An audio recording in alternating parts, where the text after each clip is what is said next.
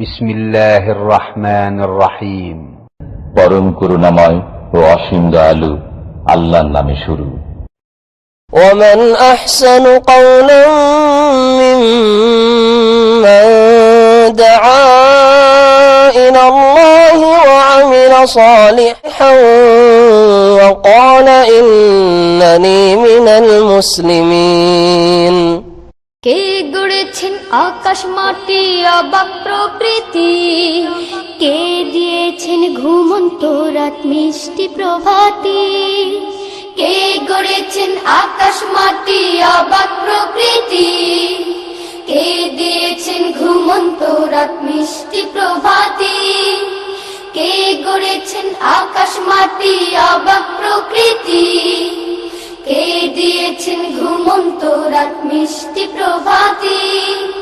বিশ্ব নিখিল কোন মহানের ক্ষমতার অধীন, বিশ্ব নিখিল কোন মহানের ক্ষমতার অধীন। রব্বুল আলামিন আমাদের রব্বুল আলামিন, রব্বুল আলামিন তিনি যে রব্বুল আলামিন।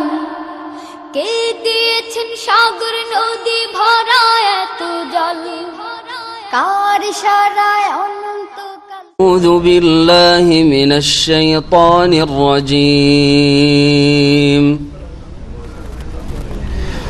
وكذلك فتنا بعضهم ببعض ليقولوا أهؤلاء من الله عليهم أهؤلاء من الله عليهم من بيننا أليس الله بأعلم بالشاكرين وإذا جاءك الذين يؤمنون بآياتنا فقل سلام عليكم كتب ربكم على نفسه الرحمة أنه من عمل منكم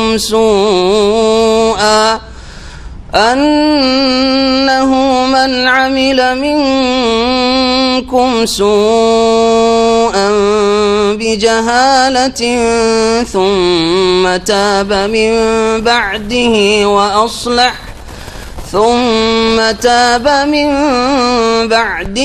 وأصلح فأنه غفور رحيم وكذلك نفصل الآيات ولتستبين سبيل المجرمين قل إني نهيت أن أعبد الذين تدعون من دون الله قل لا أتبع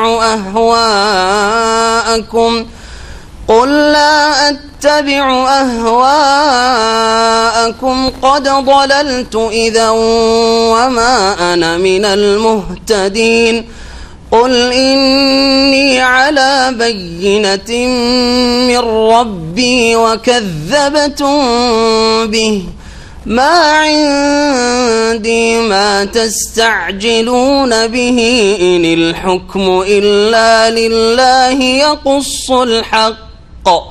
يقص الحق وهو خير الفاصلين قل لو أن عندي ما تستعجلون به لقضي الأمر بيني وبينكم والله أعلم بالظالمين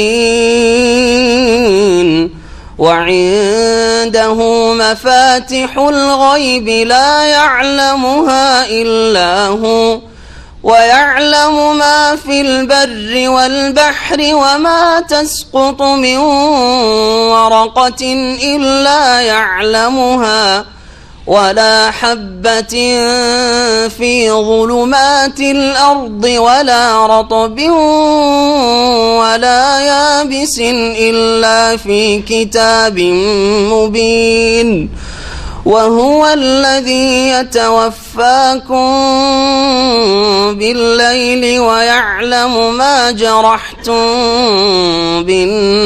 بالنهار ثم يبعثكم فيه ليقضى أجل مسمى ثم إليه مرجعكم ثم ينبئكم بما كنتم تعملون وهو القاهر فوق عباده ويرسل عليكم حفظه حتى إذا جاء أحدكم الموت توفته رسلنا وهم لا يفرطون ثم ردوا إلى الله مولاهم الحق ألا له الحكم وهو أسرع الحاسبين قل من ينجيكم من ظلمات البر والبحر تدعونه تضرعا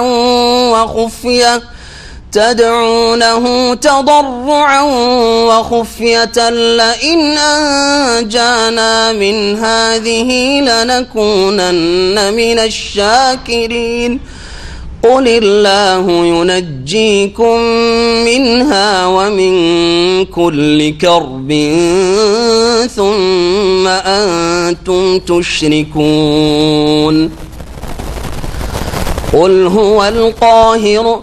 قل هو القادر على أن يبعث عليكم عذابا من فوقكم أو من تحت أرجلكم أو يلبسكم شيعا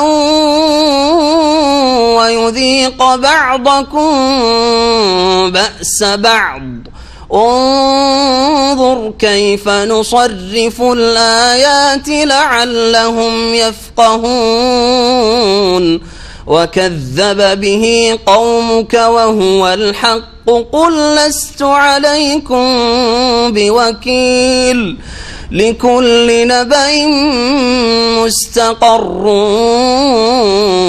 وسوف تعلمون وإذا رأيت الذين يخوضون في آياتنا فأعرض عنهم حتى يخوضوا في حديث غيره وإما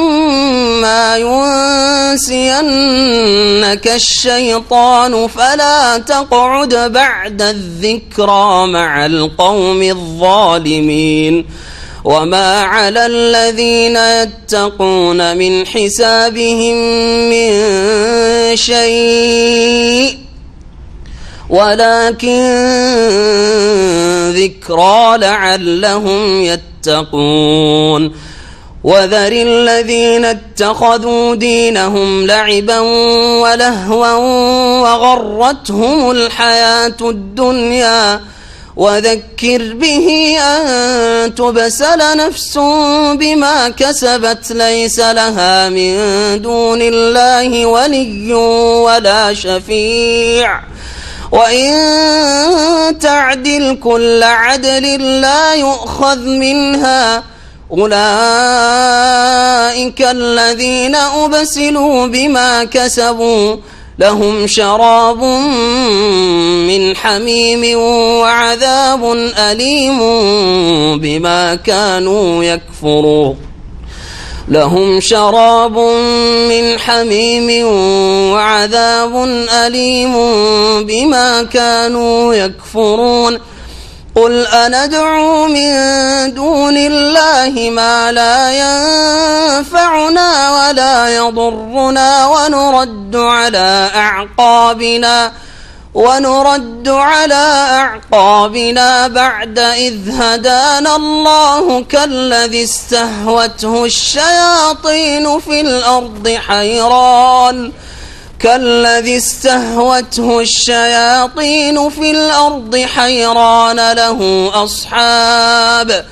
حيران له أصحاب يدعونه إلى الهدى ائتنا قل إن هدى الله هو الهدى وأمرنا لنسلم لرب العالمين وأن أقيموا الصلاة واتقوه وهو الذي إليه تحشرون وهو الذي خلق السماوات والأرض بالحق ويوم يقول كن فيكون قوله الحق وله الملك يوم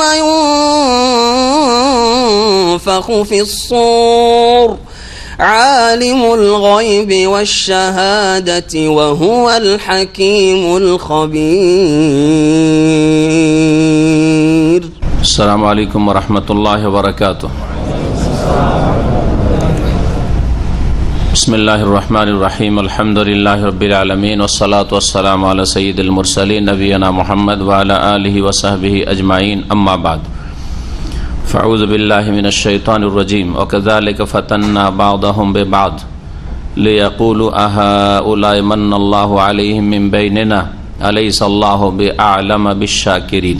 মহান আল্লাহর সমস্ত প্রশংসা যে আল্লাহ পাক রব্বুল আলামিন আমাদেরকে রমজানুল মোবারকের পরে শাওয়াল মাসের 10 তারিখে আবার কোরআন কারীমের তাফসীরের উদ্দেশ্যে এখানে উপস্থিত হওয়ার তৌফিক দান করেছেন। আলহামদুলিল্লাহ। আল্লাহ পাক যেন আমাদের ফরজ সুন্নাত মুস্তাহাব নফল সমস্ত ইবাদত বন্দেগী কবুল করেন আর আমাদের ভুল ত্রুটি যা কিছু অতীত হয়েছে আল্লাহ পাক যেন সব মাফ করে দেন। আল্লাহ পাক আমাদেরকে এই রমজান মাসে যেন সাদরে গ্রহণ করেন, আমাদের নেক আমল কবুল করেন এবং আমাদেরকে আল্লাহ পাক জান্নাতি বলে তার যে কিতাব রয়েছে তাতে যেন লিখে নেন। আমাদের তাফসীর হবে সূরা আনআমের আয়াত নম্বর 53 থেকে। এর আগে 3টি পর্ব হয়েছে, আর কয়েকটি পর্বে ইনশাআল্লাহ সূরা আনআম শেষ হবে। সূরা আনআমের আয়াত নম্বর 53 আগের আয়াতটির সাথে এই আয়াতের সম্পর্ক রয়েছে, যে আয়াতে আল্লাহ পাক রব্বুল আলামিন ইরশাদ করেছেন ওয়ালা তাতরুদিল্লাযিনা ইয়াদউনা রাব্বাহুম বিল গাদাতি ওয়াল আশি।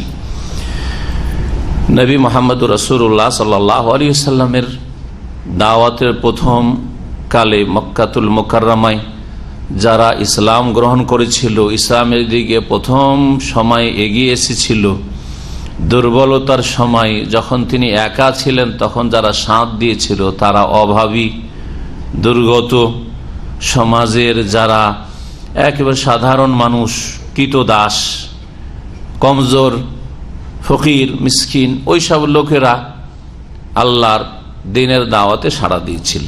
তারাই চারপাশে দাঁড়িয়েছিল নবী করিম সাল্লাল্লাহু আলাইহি সাল্লামের। বেলাল, সুহাইব, আম্মার, ইয়াসির, সুমাইয়া, খাব্বাব ইবনুল আরত রাদিয়াল্লাহু আনহু আজমাইন, অল্প কিছু লোক, আবু বকর, আর এইরকম আশরা মুবাশশার কিছু, তারা ছিলেন যারা প্রথম দিকে ইসলাম গ্রহণ করেছিলেন।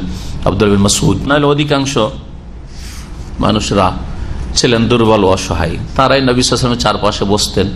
কাফের নেতাদের এমনি অহংকার, আজকাল মুসলিম সমাজে দুটো পয়সা হইলে আর একটু ক্ষমতা একটু বেশি হলে অথবা প্রভাবশালী হইলে গরিবদের সাথে মানুষ বসতে চায় না, অথচ জাতিতে মুসলিম। জি হ্যাঁ, এক ভাষাভাষী নিজেদেরকে সিনিয়র মনে করলে যেসব ভাষাভাষীকে জুনিয়র মনে করা হয় তাদের পাশে বসতে চায় না।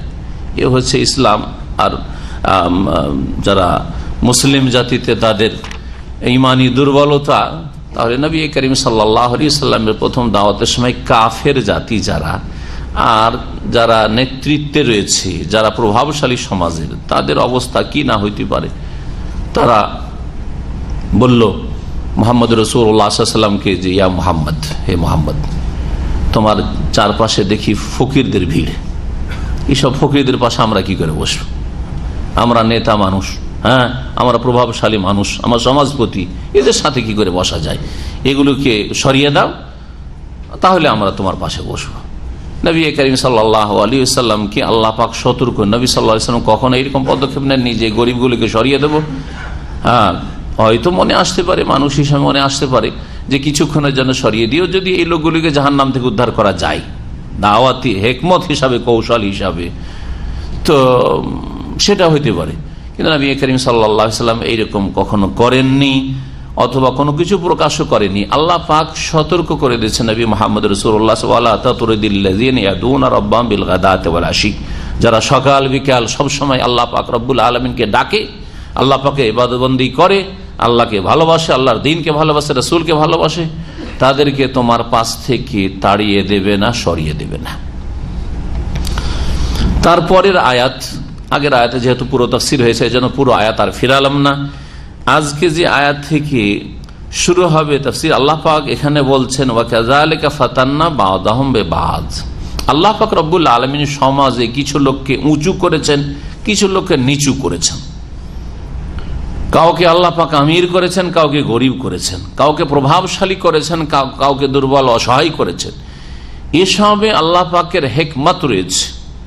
আল্লাহ পাকের প্রত্যেকটি সৃষ্টিগত বিষয়ে এবং বিধানগত বিষয়ে, শরীয়তের প্রত্যেকটি আদেশ নিষেধে, শরঈ হুকুম আহকামে, আর আল্লাহ পাকের কওনি সৃষ্টিগত যতগুলি আদেশ নিষেধ হচ্ছে, এটা হোক, এটা হচ্ছে, এটা হয় না, হ্যাঁ, কাউকে ছোট, কাউকে বড়, কাউকে সুখী, কাউকে দুঃখী, কাউকে সুস্থ, কাউকে অসুস্থ, সমস্ত কিছু যা কিছু আল্লাহ পাকের সৃষ্টি জগতে ঘটছে, আল্লাহ ঘটাচ্ছেন, সবকিছুতেই তত্ত্ব রয়েছে, রহস্য রয়েছে, হিকমত রয়েছে। আল্লাহ পাক বলছেন যে আমি এইভাবে পরীক্ষা করেছি, আমিরকে, হ্যাঁ, ধনীকে ধন দিয়ে, ইমারত দিয়ে পরীক্ষা করেছি, প্রভাবশালীকে তার প্রভাব দিয়ে পরীক্ষা করেছি, দুঃখীকে, হ্যাঁ, অসহায়কে, দুর্বলকে, গরিবকে তার দারিদ্রের মাধ্যমে, অভাবের মাধ্যমে পরীক্ষা করেছি। এবং তার সাথে সাথে পরীক্ষায় যে যারা প্রভাবশালী তারা দুর্বলদের সাথে কি আচরণ করছে, এই পরীক্ষা।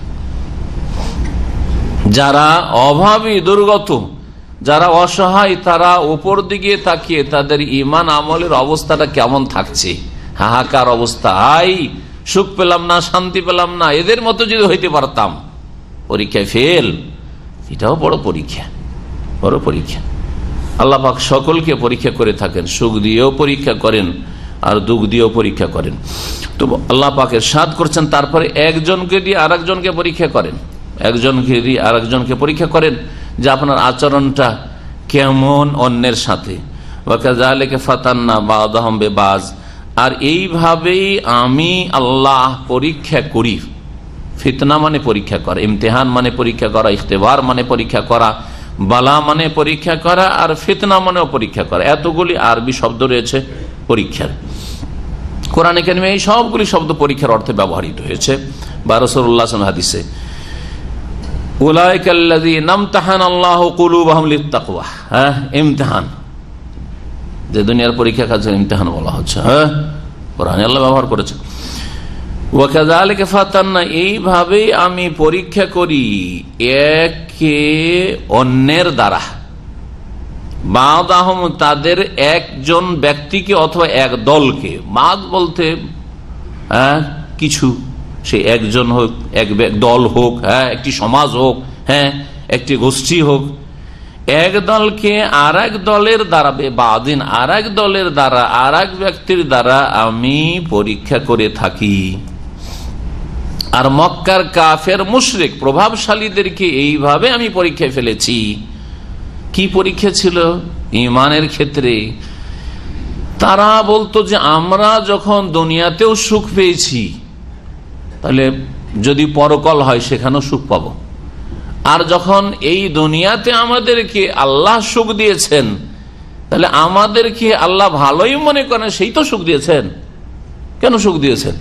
এটা আজকাল অনেক মূর্খ মুসলিমরা মনে করে, হ্যাঁ, আল্লাহর নাফরমানি করে কিন্তু সুখের অভাব নাই, ধনের অভাব নাই, হ্যাঁ, দুনিয়ার ভোগ বিলাসের সামগ্রীর অভাব নেই, কোনো অভাব নেই, কোনো টেনশন নেই, মনে করে যে আল্লাহ খুব খুশি আছে আমার উপর, কিন্তু হয়তো আল্লাহর রাত দিন তার উপর গজব হচ্ছে, তার নাফরমানির কারণে, হ্যাঁ, তার পাপের কারণে।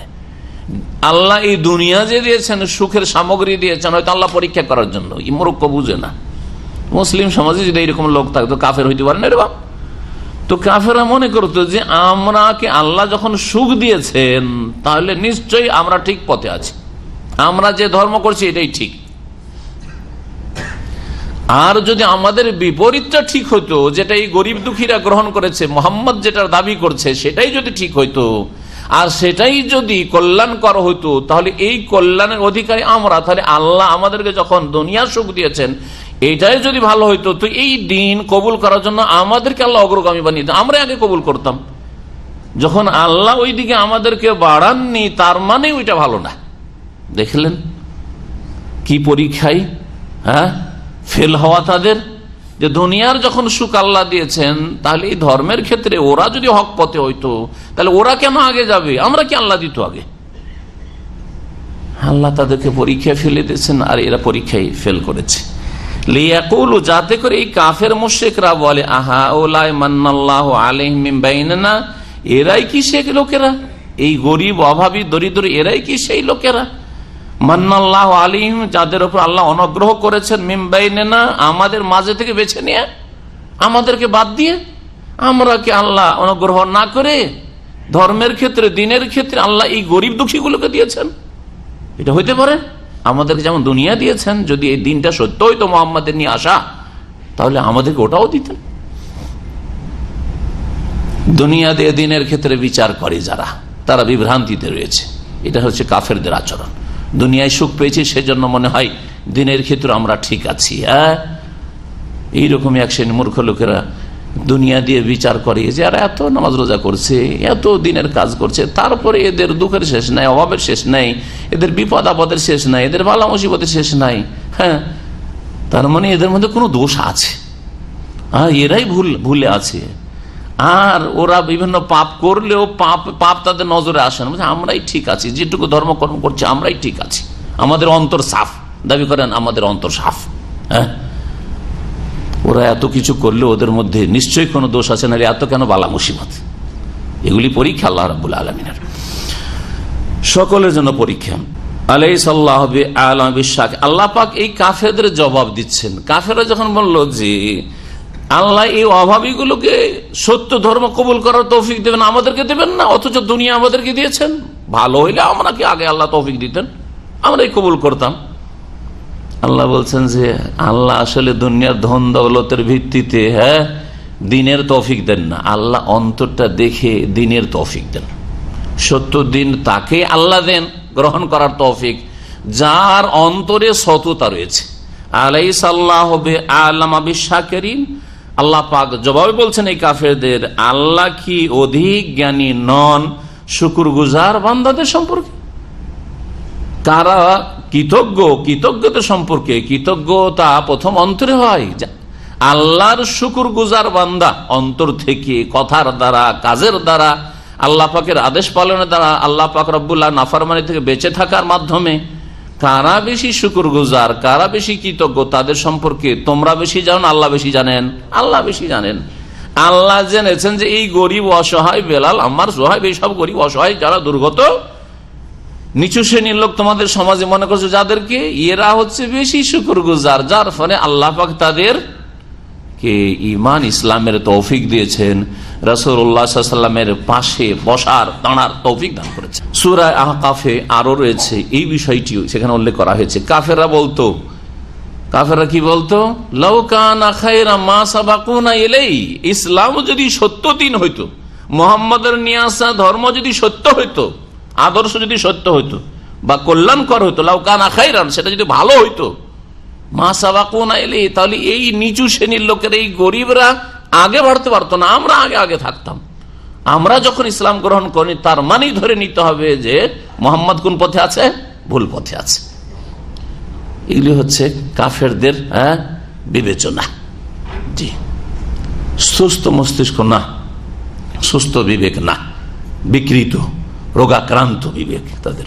আল্লাহ পাক রব্বুল নবী মুহাম্মদ রাসূলুল্লাহ সাল্লাল্লাহু আলাইহি ওয়াসাল্লামকে আরো উপদেশ দিচ্ছেন, ওয়াইদা জাআকাল্লাযিনা ইউমিনুনা বিআয়াতিনা, হে নবী যখন তোমার কাছে আসবে ওই সব লোকেরা যারা আমার আয়াত সমূহের প্রতি ঈমান রাখে, বিশ্বাসী লোকেরা, ঈমানদার লোকেরা, গরিব দুর্গত অসহায় দুর্বল মানুষরা, যে কোনো স্তরের মানুষ যখন তোমার কাছে আসবে ঈমানের সাথে, তখন তাদেরকে ওয়েলকাম করো। ফাকুল, তখন তুমি তাদেরকে বলো সালামুন আলাইকুম, তোমাদের প্রতি শান্তি বর্ষিত হোক, তোমাদের প্রতি শান্তি বর্ষিত হোক। এই শান্তি সালামুন আলাইকুমের তাফসীর একটি হচ্ছে সালাম মানে আসলি সালাম, অর্থাৎ তারা সালাম দেবে, যারা আসে তারাই সাধারণত সালাম দেবে, এটা হচ্ছে সুন্নাত তরিকা। যে আসছে আর আরেকজন বসে আছে, তো যে আসছে সে না সালাম দেবে, তার সালাম দেওয়া উচিত। যদিও ব্যতিক্রম জায়েজ আছে, যে ব্যক্তি বসে আছে সেই সালাম দিলে এমন নয় যে না জায়েজ, ভালো কাজ করলো, আরো ভালো কাজ করলো। কিন্তু কথা হচ্ছে যে সাধারণত যারা আসে অন্যের কাছে, যার কাছে আসছে সালাম দেবে। তো যখন তারা এসে সালাম বলবে আসসালামু আলাইকা ইয়া রাসূলুল্লাহ, বা বলবে আসসালামু আলাইকুম, মজলিস শেষে বলবে, আর তার ইসলাম গ্রহণ করেছে, আমার আয়াতের প্রতি ঈমান নিয়ে এসেছে, তখন হে নবী মুহাম্মদ সাল্লাল্লাহু আলাইহি ওয়াসাল্লাম তাদেরকে বলো ওয়ালাইকুম আসসালাম ওয়া রাহমাতুল্লাহি ওয়া বারাকাতুহু, তাদেরকে সালামের জবাব দাও। ফাকুল সালামুন আলাইকুম মানে তাদের সালামের জবাব দাও, রুদ্দা আলাইহিমুস সালাম, তাদেরকে সালামের জবাব দাও। তাহলে সালাম মানে সালামই বোঝানো হয়েছে, এটি তাফসীর। আর একটি তাফসীর এর চাইতে ব্যাপক, সালাম দিলে সালামের জবাব দিবে, আর তাদের সাথে রাস্তাঘাটে দেখা হলে তাদেরকে তুমি সালাম দিবে, এগুলোকেও শামিল, এই কথাগুলিকেও আয়াত শামিল। আর তার সাথে সাথে যে কোনো মানুষ যখন ঈমানের অবস্থায় ইসলাম গ্রহণ করে হে মুহাম্মদ সাল্লাল্লাহু আলাইহি ওয়াসাল্লাম তোমার কাছে হাজির হবে, তোমার সাথে সাক্ষাৎ করতে আসবে, তখন তাদেরকে অভিনন্দন জানাও, তাদের সাথে নম্র আচরণ করো, তাদেরকে সুসংবাদ, সালামুন আলাইকুম, তোমাদের জন্য শান্তি আর শান্তি, সুসংবাদ দাও তাদেরকে।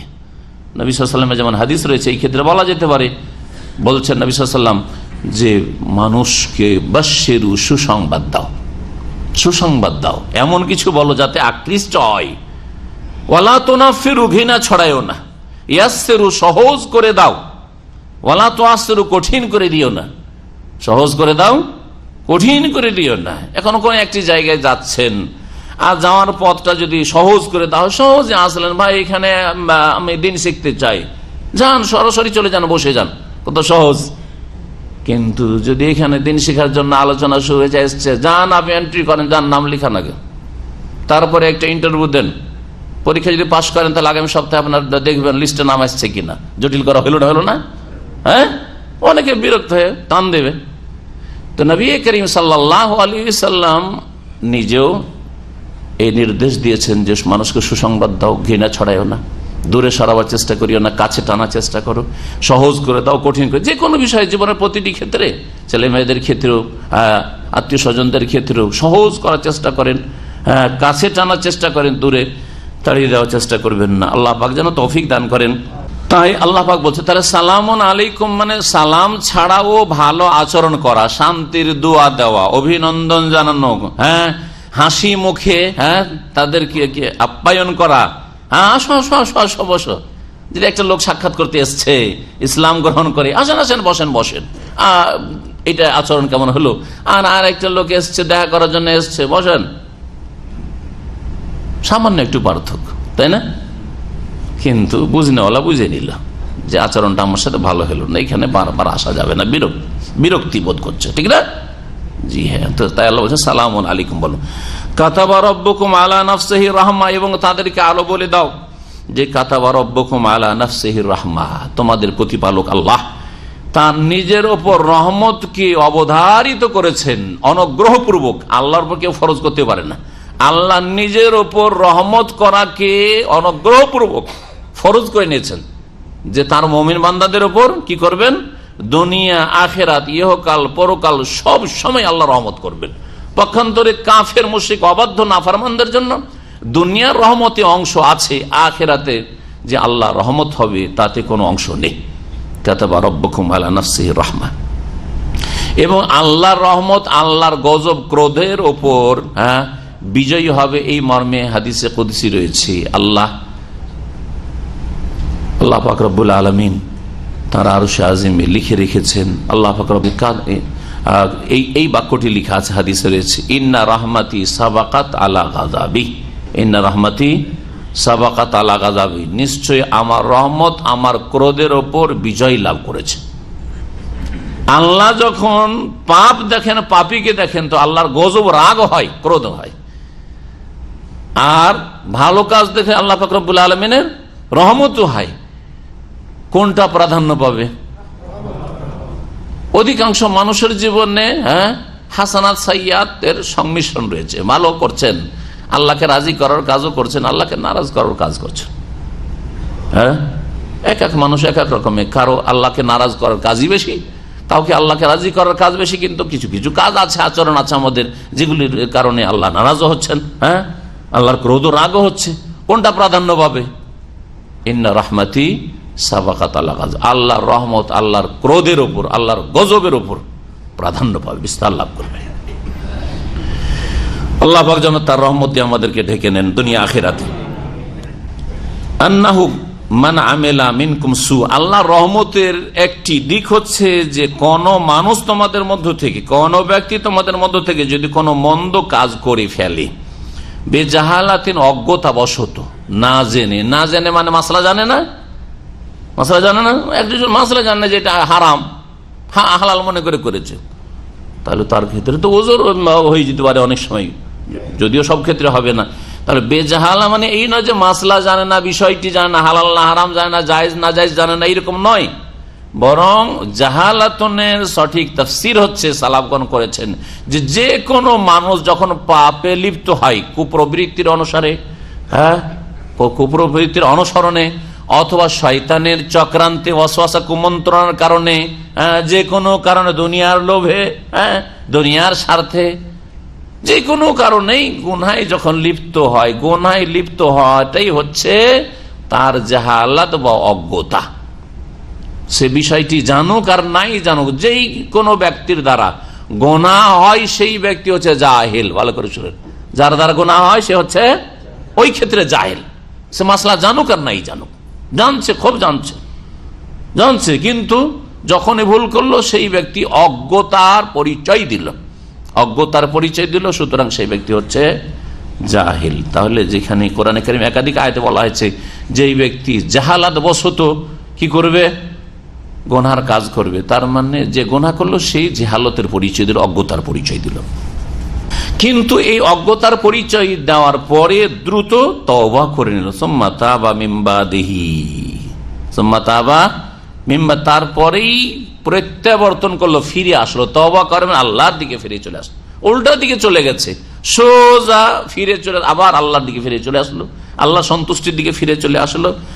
যদি এইরকম করে, যেমন অন্য আয়াতে সুম্মা ইয়াতুবুনা মিন করিব, এই নয় যে গুনাহ করেছে এখন আর করতে আছে আর বলছে যে আচ্ছা ঠিক আছে আগামী রমজান আসুক তওবা করে নেব, আচ্ছা এখন তো হজটা করিনি, হজটা করি, যখন হজ করব তখন ভালো করে তওবা করে নেব, এখন তো বিবাহ শাদী হয়নি, সুতরাং ফিল্ম টিলিম দেখি আর পাপ টাপ করি, আর বিবাহ শাদী হইলে আরো এইসব পাপ করব না, এটা মিন কারিবিন হইল না। হ্যাঁ, এর মধ্যে শয়তান বাসা করে আছে এই লোকের ভিতরে, যে তুই থাক জাহান্নামের পথে থাক, এই পথে তোকে মরতে হবে, কখন যে মত চলে আসে ও জানেই না, আশা করে বসে আছে আমার এই হবে তখন তওবা করবো, এই হবে তখন তওবা করবো, এই হবে তখন তওবা করবো, আর তার আগে হ্যাঁ মালাকুল মত পেতে বসে আছে। সেই জন্য আল্লাহ সুম্মা ইয়াতুবুনা মিন করিব, দ্রুত তওবা করে, সাথে সাথে তওবা করে। ভুল হয়েছে, টের পেয়েছেন যে ভুল হয়ে গেছে, সাথে সাথে তওবা ইস্তিগফার করুন, অন্তর থেকে, জবান দ্বারা এবং কাজে কর্মে ফিরে আসুন, এই হচ্ছে তওবা।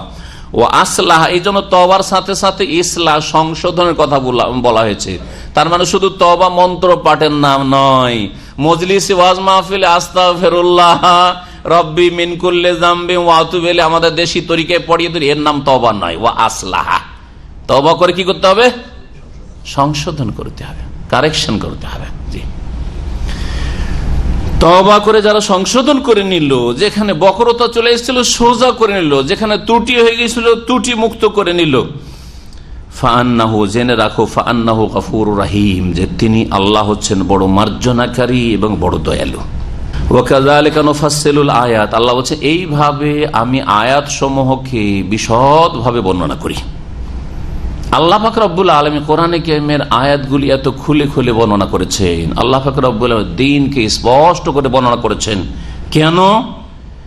যাতে করে ওয়ালে তাস্তাবিনা সাবিলুল মুজরিমিন, যাতে করে অপরাধীদের রাস্তা স্পষ্ট প্রকাশ পেয়ে যায়, যাতে করে মানব জাতি বুঝতে পারে যে অপরাধীদের রাস্তা কোনটা। কোরআনে কারীম শুরু থেকে শেষ পর্যন্ত অনুবাদ, তরজমা, তাফসীর সহ যদি পড়েন তাহলে স্পষ্ট হয়ে যাবে যে কোনটা হিজবুল্লাহর রাস্তা আর কোনটা হিজবুল শয়তানের রাস্তা, শয়তানের দলের রাস্তা কোনটা আর কোনটা হচ্ছে আল্লাহর দলের রাস্তা, কোনটা হচ্ছে আহলুত তাওহীদ, আল্লাহর একত্ব প্রতিষ্ঠাকারী তাওহীদবাদীদের রাস্তা, আর কোনটা হচ্ছে মুশরিক বহুত্ববাদীদের রাস্তা, কোনটা হচ্ছে জান্নাতি আসহাবুল জান্নার রাস্তা, আর কোনটা আসহাবুল জাহিম জাহান্নামীদের রাস্তা। স্পষ্ট হয়ে যাবে, স্পষ্ট হয়ে যাবে যে কোন কোন কথা কাজের মাধ্যমে জান্নাতীদের রাস্তা আপনি ধরতে পারবেন, আম্বিয়া সিদ্দিকিন শুহাদা সালেহিনদের রাস্তা ধরতে পারবেন, আর কোন কোন কথা আচরণের মাধ্যমে আপনি জাহান্নামীদের রাস্তা ধরে নেবেন। সহজ বিষয় বোঝা কোরআনে কারীম থেকে। আল্লাহ বলছেন ওয়ালা তাস্তাবিনা সাবিলুল মুজরিমিন, যাতে করে অপরাধীদের রাস্তা সুস্পষ্টভাবে প্রকাশ পেয়ে যায় মানুষের কাছে। কুল ইন্নী নুহিতু আন আবুদাল্লাযিনা তাদউনা মিন দুনিল্লাহ। তারপরে আল্লাহ পাক নবীকে বলছেন যে হে নবী তুমি বলো, ইন্নী নুহিতু, আমাকে নিষেধ করা হয়েছে, আন আবুদাল্লাযিনা তাদউনা মিন দুনিল্লাহ, যে আমি ওই সব দেবদেবী উপাস্যের ইবাদত করব। আন আবুদাল্লাযিনা তাদউনা মিন দুনিল্লাহ, যে আমি ইবাদত করব, উপাসনা করব ওই সব দেবদেবী বা উপাস্যের যেগুলিকে তোমরা আহ্বান করছো, ডাকছো আল্লাহকে বাদ দিয়ে, সে দুর্গাই হোক অথবা দরগাই হোক, সেগুলি দাঁড় করে মূর্তি প্রতিমার আকারে হোক অথবা শুইয়ে দিয়ে কবরে দাফন করে মাজার বানিয়ে হোক, যে সবকে ডাকছো আল্লাহকে বাদ দিয়ে, হরে রাম করে ডাকছো, হরে কৃষ্ণ করে ডাকছো, অথবা ইয়া গাউস আর ইয়া খাজা, ইয়া গরিব নওয়াজ, ইয়া দস্তগীর ইত্যাদি বলে ডাকছেন, এ সমস্ত থেকে নবী মুহাম্মদ সাল্লাল্লাহু আলাইহি ওয়াসাল্লামকে আল্লাহ ঘোষণা করতে বলছেন যে তুমি জানিয়ে দাও, আমাকে নিষেধ করা হয়েছে তোমরা যেসবের উপাসনা করো, যেসবকে সিজদা করো, যেসবকে ডাকো, যেসবের জন্য ইবাদত বন্দি করো, সেসব থেকে আল্লাহকে বাদ দিয়ে যেসব করে থাকো সেসব থেকে আমাকে নিষেধ করা হয়েছে। তাহলে আদেশ কিসের করা হয়েছে? নিষেধ করা হয়েছে আল্লাহ ছাড়া অন্যের উপাসনা থেকে, ইবাদত থেকে। আর ইবাদত হচ্ছে দোয়া, ডাকা।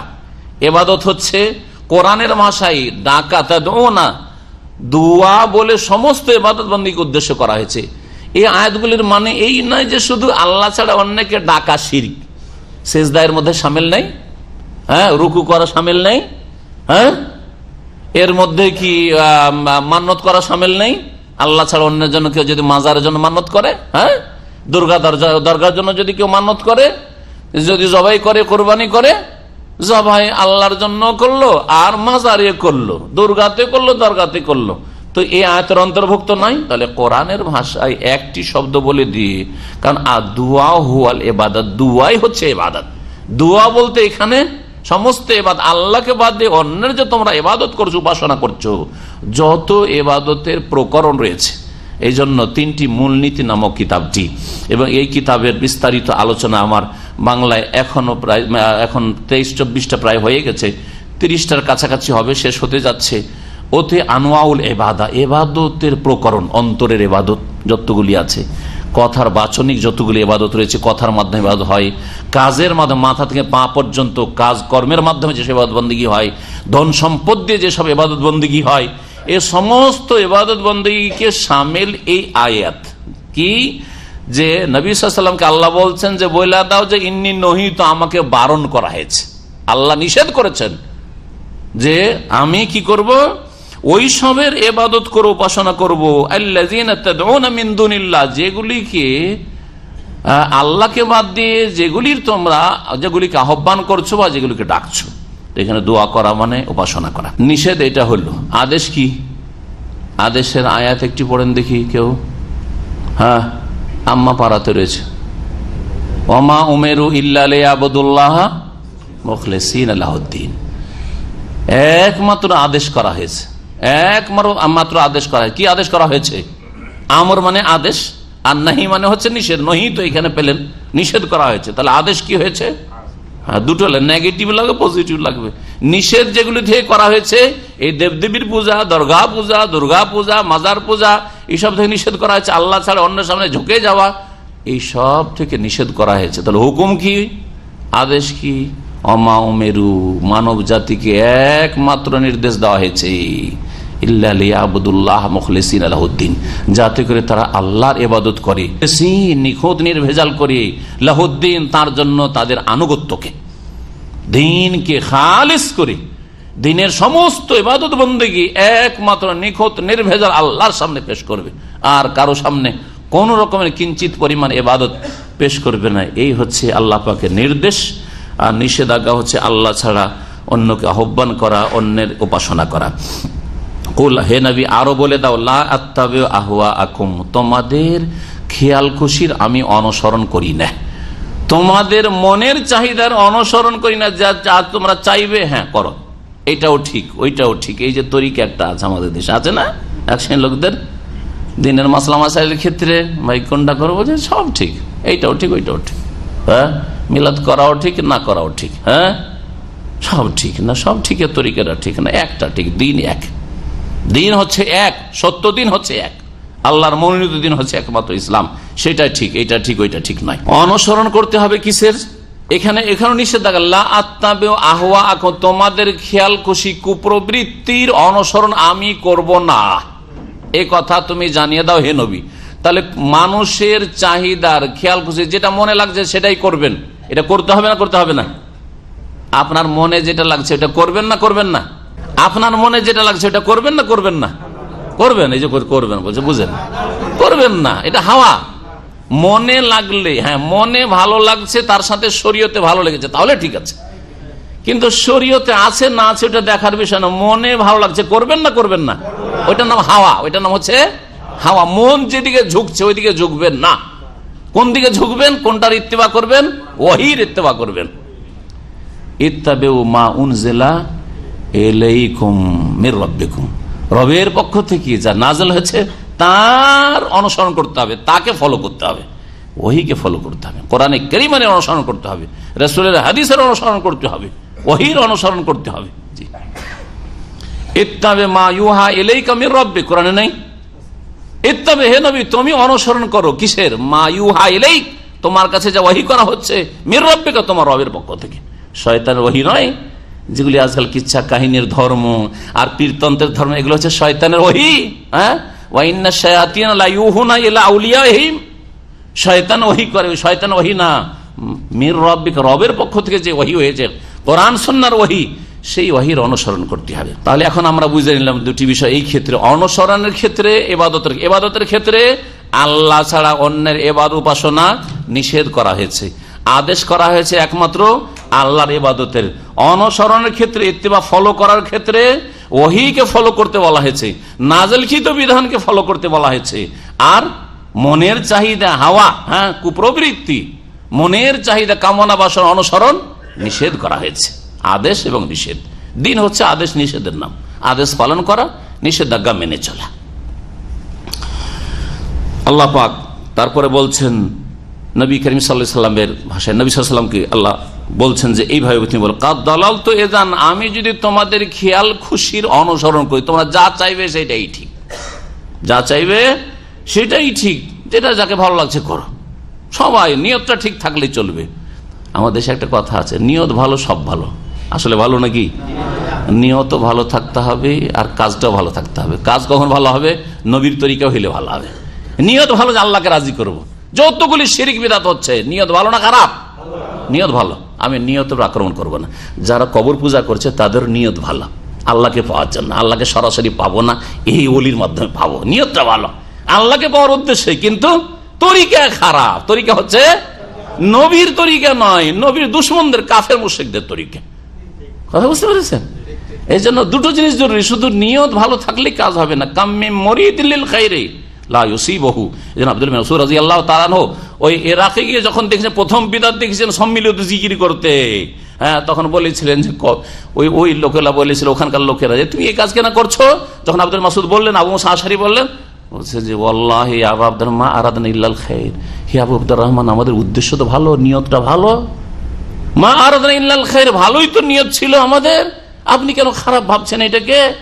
তখন তিনি বলেছিলেন, কাম্মিম মুরিদিন লিল খাইরি লা ইউসিবহু, কত শত লোক আছে যারা নিয়ত যত ভালো রাখে, কল্যাণ তো চায় কিন্তু কল্যাণ পায় না। কেন কল্যাণ পায় না? রাস্তাটা নবী সাল্লাল্লাহু আলাইহি ওয়াসাল্লামে ধরেনি।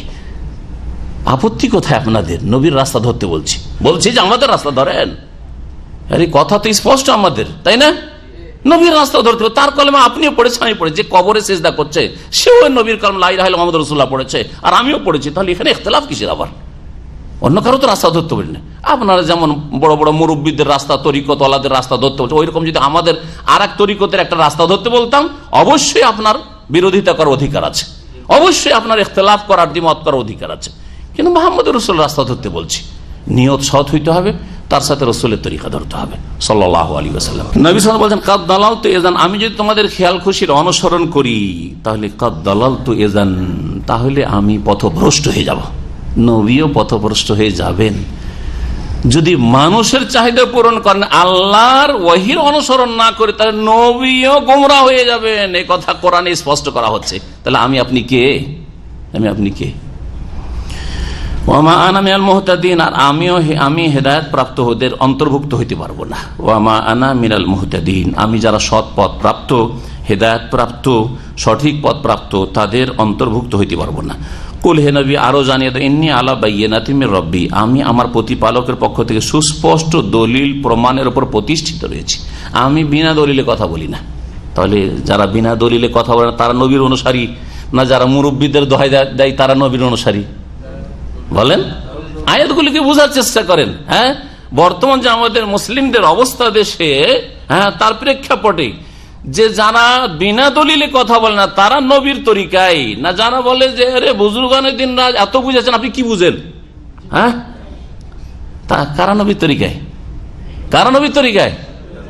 যারা দলিল প্রমাণ, যে আল্লাহ বলেছেন কোন আয়াত আছে, রাসূল সাল্লাল্লাহু আলাইহি ওয়াসাল্লাম বলেছেন কোন হাদিসে আছে, এই আমলটা যে করছেন বা এই আমলটা আমি করব, কেন করব, কোন আয়াতের ভিত্তিতে, কোন হাদিসের ভিত্তিতে, দলিল সহ যারা আলোচনা করে তারা তাহলে নবীর অনুসারী।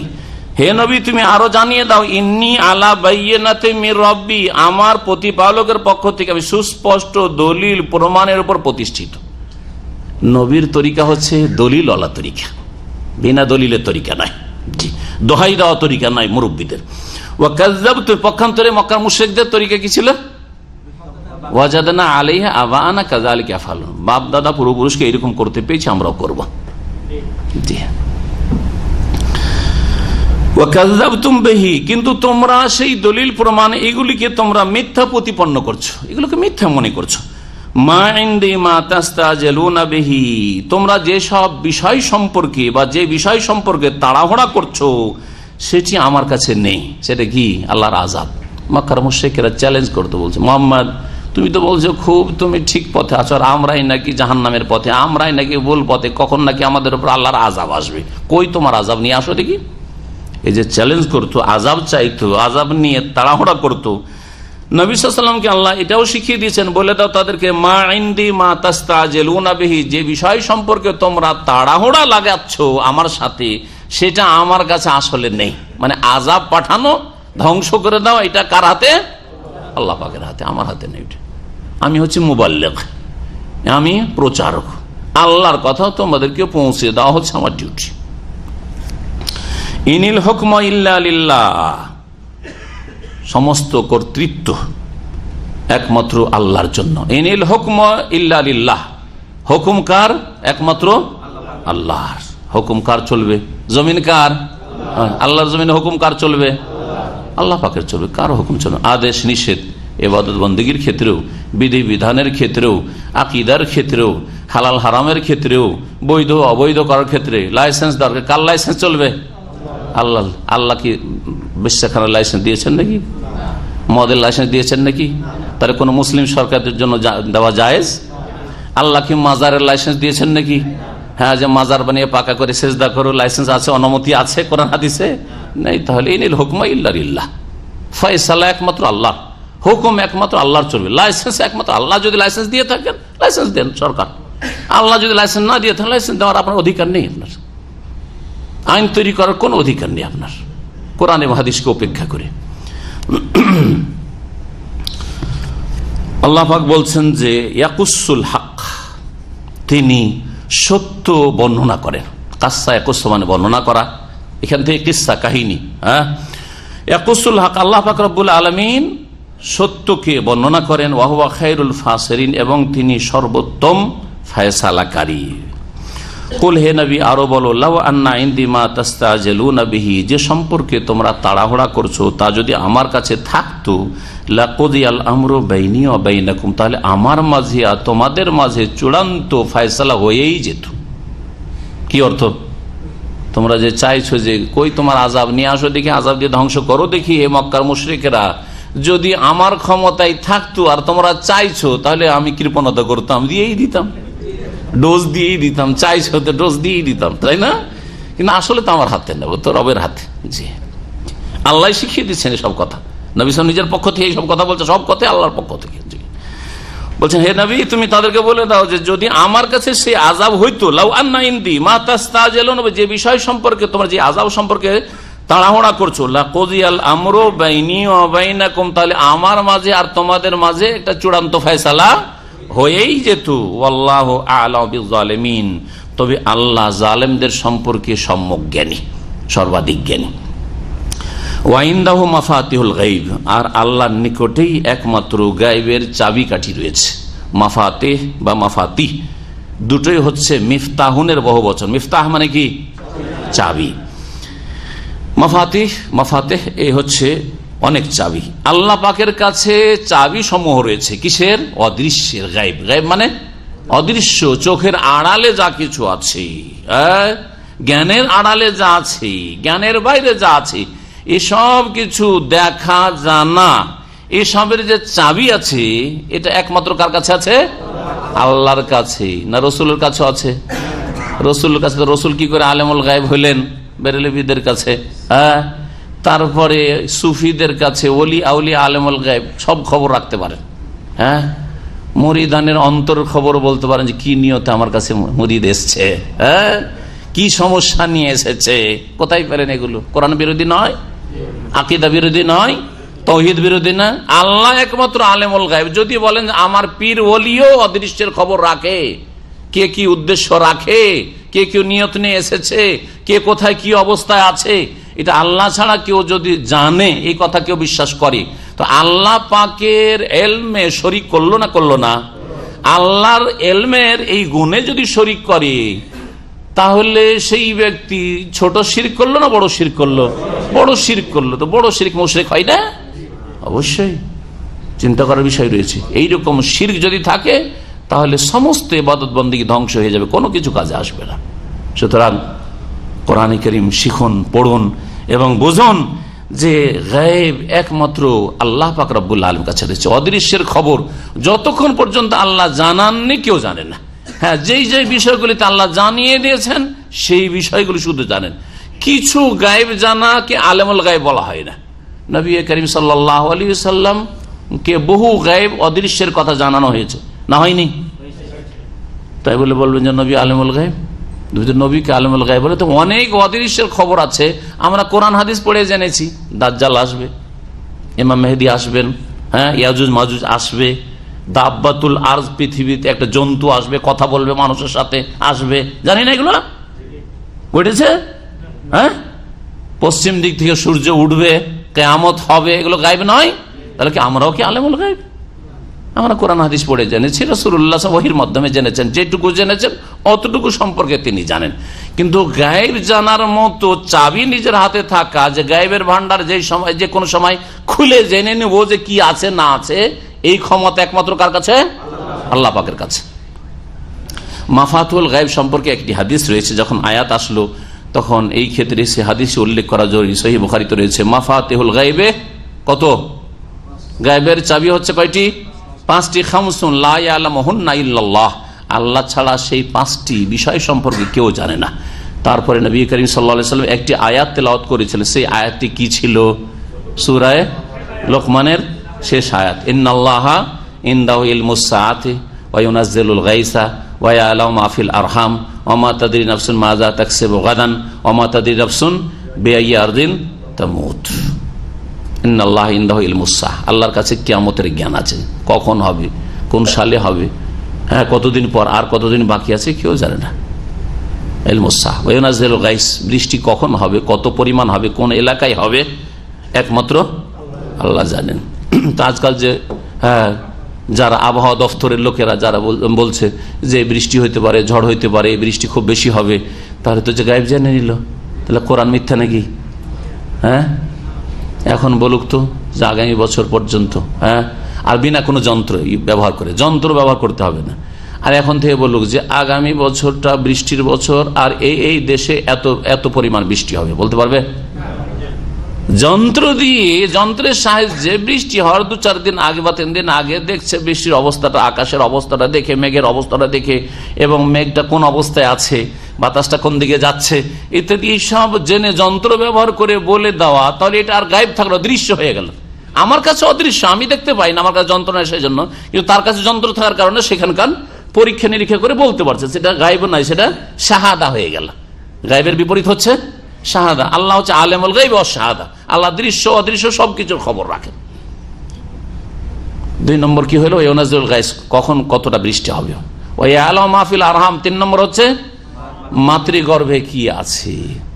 এটাও তো আজকাল বলে দিচ্ছে আল্ট্রাসাউন্ড করে, হ্যাঁ, তো কি বলবেন? হ্যাঁ, যন্ত্র ব্যবহার করে। ওই ডাক্তারকে বলেন আমরা যন্ত্র ফন্ত্র না, বলেন কি আছে, হ্যাঁ, বলতে পারবে? আপনি দেখতে পাচ্ছেন না, সে যন্ত্র লাগালো, তখন দেখলো যে এটা ছেলে আছে না মেয়ে আছে, হ্যাঁ, বা পজিটিভ না নেগেটিভ, পরীক্ষা করে না বলছে, হ্যাঁ, তাহলে এটা তো দৃশ্য হয়ে গেল, ওর জন্য দৃশ্য, অদৃশ্য নাই, তখন ও দেখতে পাচ্ছে, বোঝা গেছে না? আর এখানে বলা হচ্ছে গায়েব একমাত্র আল্লাহ, গায়েব কেউ জানে না। জি, মাহফিল আরহাম। তারপরে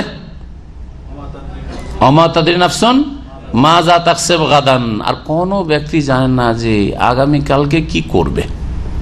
আগামীকালকে কেন, 1 সেকেন্ড পরে কি করব জানা আছে? কথা বলতে পারবো না জানা আছে? আপনি এখানে বসে এরকম আমাদের তাকাতে পারবেন জানা আছে?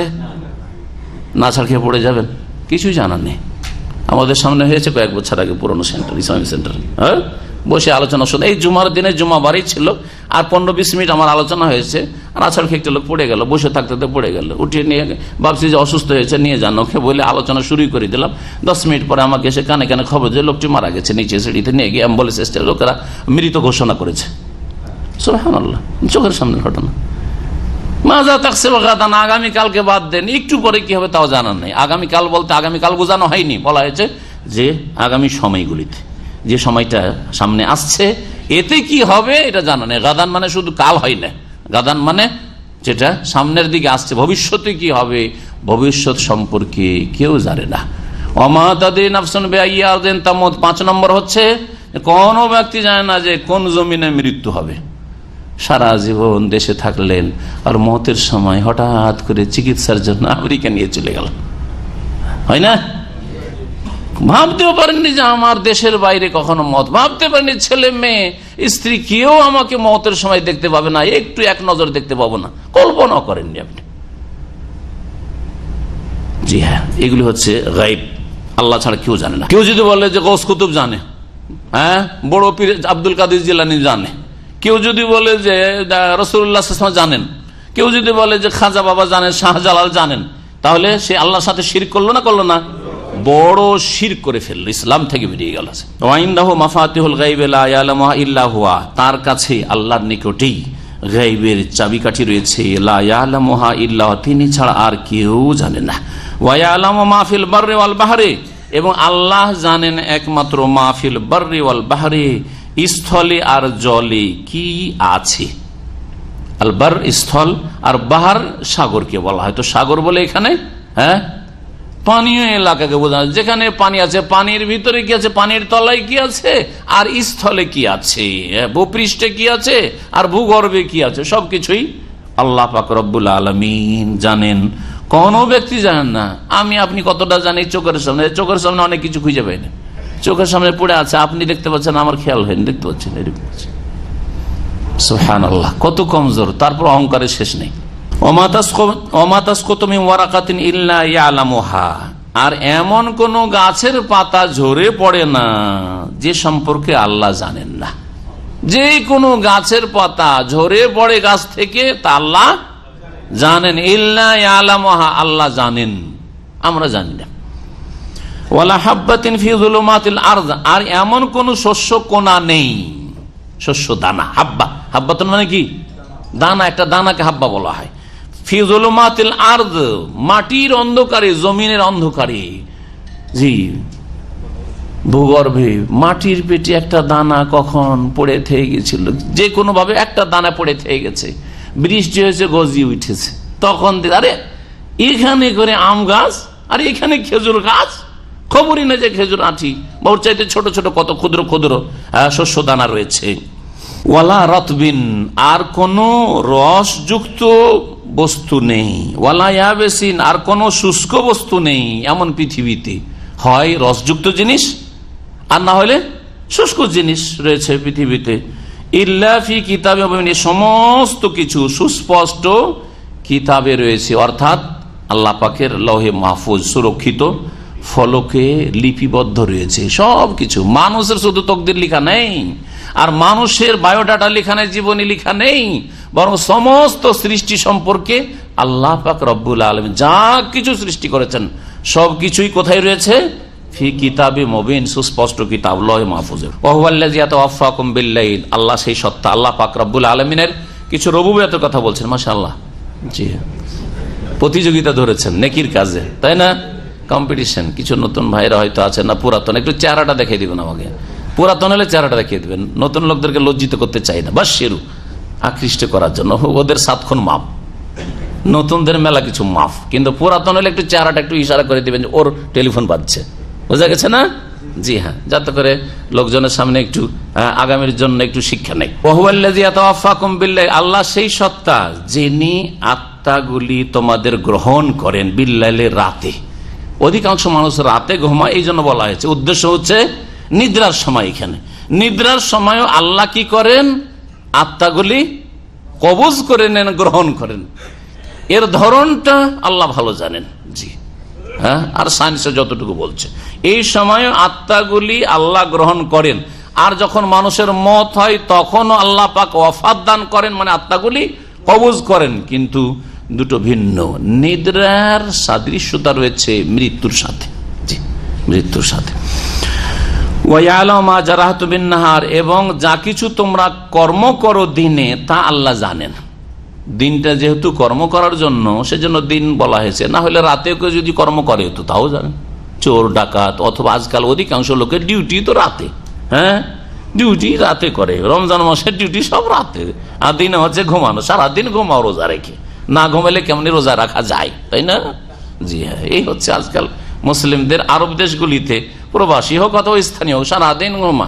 একটানা জোহর পর্যন্ত, খুব ভালো মানুষ হলে জোহর পর্যন্ত একটানা দিল, তারপরে পেশাব পায়খানাও সারতে হবে, আর জোহরের নামাজটাও পড়তে হবে। উঠলো, উঠার পরে নামাজ পড়ে আবার অর্ধেক নিদ্রা চোখে নিয়ে একটু নামাজটা পড়লো, আর পড়ার আবার দিল লম্বা টানে ঘুম। আরে ভালো ভালো মানুষ যারা দিন চর্চা করে, তাদের জোহর পর টেলিফোন করে আবার ঘুমিয়ে আছে।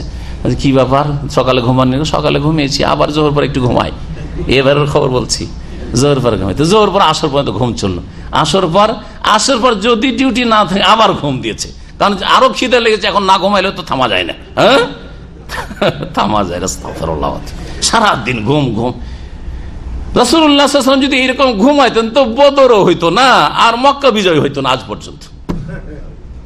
যদি এইরকম ঘুমাইতেন, যেই ঘুমাচ্ছেন আজকালকার মুসলমানরা, তো নবী সাল্লাল্লাহু আলাইহি ওয়াসাল্লাম বদর হয়েছে রমজান মাসে, বদর হইতো না। আর মক্কা বিজয় হয়েছে রমজান মাসে, এখনো ওই কাফেরদের শক্তি থেকে যদি এরকম ঘুমাইতে থাকলে, তো মুসলিমদের যে জিন্দেগি, এই জিন্দেগি নিয়ে কখনো ইসলামী উম্মাতের বা মুসলিম উম্মাতের কোনো উন্নতি হবে না। আল্লাহ পাক যেন বুঝার তৌফিক দান করেন, এবং আল্লাহ পাক আমাদেরকে যেন মেহনতি মুসলিম হওয়ার তৌফিক দান করেন। সুম্মা ইয়াবআসুকুম ফী, অতঃপর তোমাদেরকে তাতে জাগ্রত করেন, তোমাদেরকে ওঠান মানে জাগ্রত করেন। ঘুমিয়েছিলে, ঘুমিয়ে থাকা অবস্থায় আল্লাহ আত্মাগুলি গ্রহণ করেছেন, কবজ করেছেন, আত্মাগুলি আবার ফিরিয়ে দেন। ফিরিয়ে দিলে তোমরা কি করো? উঠে পড়ো, তখন জেগে পড়ো। এই কথা এখানে বোঝানো হয়েছে, নিদ্রা থেকে তোমরা জেগে পড়ো। যেমন সূরা জুমারে আল্লাহ পাক আরো বিস্তারিত বলেছে, আল্লাহু ইয়াতাওয়াফাল আনফুসা হিনা মাউতিহা, আল্লাহ মানুষের আত্মাগুলিকে গ্রহণ করেন, কবজ করেন, হিনা মাউতিহা, তাদের মৃত্যুর সময়। ওয়াল্লাতী লাম তামুত, আর যাদের মৃত্যুর সময় ঘনিয়ে আসেনি, ফি মানামিহা, তাদের নিদ্রার সময়, ঘুমের সময় তাদের আত্মাগুলি গ্রহণ করেন। ফায়ুমসিকুল্লাতী কাযা আলাইহাল মাউতা, আর যেগুলির ক্ষেত্রে, যেই মানুষগুলির ক্ষেত্রে মওতের চূড়ান্ত ফয়সালা হয়ে গেছে, আজকে রাতে তাদের মৃত্যু, তাদের আত্মাগুলিকে আল্লাহ রেখে নেন। ইউমসিকু ফায়ুমসিকুল্লাতী কাযা আলাইহিম ওয়া ইউরসিলুল উখরা ইলা আজালি মুসাম্মা, আর অন্যান্য আত্মাগুলিকে যাদের এখনো সময় আছে দুনিয়ায় কিছুদিন কাটাবে, তাদের আত্মাগুলিকে ইউরসিলু আল্লাহ ছেড়ে দেন। আরসালা মানে ছেড়ে দেন বা পাঠিয়ে দেন, প্রেরণ করে দেন, দুটোই অর্থ হয় আরসালা মানে। আল্লাহ ছেড়ে দেন কতদিন পর্যন্ত? ইলা আজালি মুসাম্মা, একটা নির্দিষ্ট কাল পর্যন্ত, যতদিন আমাদের প্রত্যেকের হায়াত রয়েছে। এখানে তাই বলা হচ্ছে সুম্মা ইয়াবআসুকুম, ওখানে ওয়ায়ুরসিলুল উখরা ইলা আজালি মুসাম্মা সুম্মা ইয়াবআসুকুম ফি, অতঃপর তোমাদের নিদ্রার অবস্থা থেকে যখন জাগ্রত হতে যাও তখন আত্মাটিকে আল্লাহ কি করেন? পাঠিয়ে দেন ওতে শরীরে, লিয়ুকদা আজালু মুসাম্মা, যাতে করে নির্দিষ্ট সময় সম্পূর্ণ করা সম্ভব হয়। তোমার যে নির্দিষ্ট সময় আছে দুনিয়াতে সেটা যাতে করে পুরা করা হয়। সুম্মা ইলাইহি মারজিউ, তারপরে ছাড় নেই, যেখান থেকে এসেছো ওখানেই যেতে হবে, যেখান থেকে এসেছো সেখানে যেতে হবে, আল্লাহর কাছ থেকে এসেছো আল্লাহর হুকুমে আল্লাহর কাছে যেতে হবে, অতঃপর তার কাছেই তোমাদের প্রত্যাবর্তন স্থল। সুম্মা ইউনাব্বিউকুম বিমা কুনতুম, তারপরে ছেড়ে দেবেন। হ্যাঁ, এখন কর্মের, দুনিয়ার যে কর্ম ছিল সেই কর্মের বদলা প্রতিদান শুরু হবে। তাই আল্লাহ বলছেন অতঃপর তোমাদেরকে জানিয়ে দেবেন আল্লাহ বিমা কুনতুম তা'মালুন, যা কিছু তোমরা কর্ম করতে পৃথিবীতে সে সম্পর্কে। ভালো কর্ম করেছো, ভালো বদলা নিয়ে নাও, জান্নাতে চলে যাও। হ্যাঁ, অপকর্ম করেছো, পাপে লিপ্ত হয়েছো, আল্লাহর আদেশ নিষেধ লঙ্ঘন করেছো, মানোনি, পালন করেনি, সুতরাং যাও জাহান্নামে চলে যাও। ওয়া হুয়াল কাহিরু ফাওকা ইবাদিহি, আল্লাহ রাব্বুল আলামিন তিনি সেই সত্তা যিনি তার বান্দাদের উপর পরাক্রমশালী। আল কাহির, সর্বজয়ী।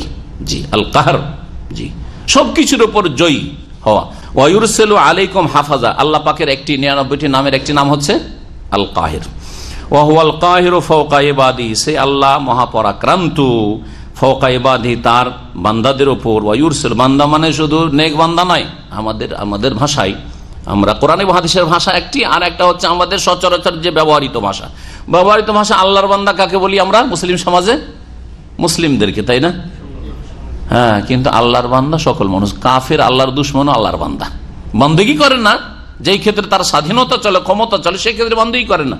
কিন্তু সৃষ্টিগত বিষয়ে যেখানে নিরুপায়, সেখানে আল্লাহ যেভাবে সৃষ্টি করেছেন ওইভাবেই চলে। হ্যাঁ, নাক দিয়ে শোনে, কান দিয়ে শোনে, হ্যাঁ, আর মুখ জবান দিয়ে চাখে, হ্যাঁ, হাত দিয়ে ধরে, এগুলো হচ্ছে সৃষ্টিগত বিষয়। আর বিধানগত বিষয়ের ক্ষেত্রে যেহেতু স্বাধীনতা চলছে, সেই জন্য আল্লাহর কালেমা বিশ্বাস করে না, আল্লাহর কালেমা পড়েও না, 5 ওয়াক্ত সালাত আদায় করে না, আল্লাহর আদেশ নিষেধ মানে না। জি, সেই ক্ষেত্রে অবাধ্য বান্দা। তাহলে বলতে হবে কি? হ্যাঁ, অনগত বান্দা আর অবাধ্য বান্দা। অনগত বান্দা হচ্ছে মুমিন মুসলিম, আর নাফরমান গুনাহগার পাপিষ্ট কাফের মুশরিক ওরা হচ্ছে আল্লাহর বান্দা কিন্তু অবাধ্য বান্দা। ওয়ায়ুরসিলু আলাইকুম হাফাজা, এবং তোমাদের জন্য আল্লাহ পাক প্রেরণ করেন সুরক্ষাকারী বাহিনী। হাফাজাতুন, হাফেজের বহুবচন। হ্যাঁ, সুরক্ষাকারী কারা? ফেরেশতারা, ফেরেশতাদেরকে আল্লাহ পাঠান।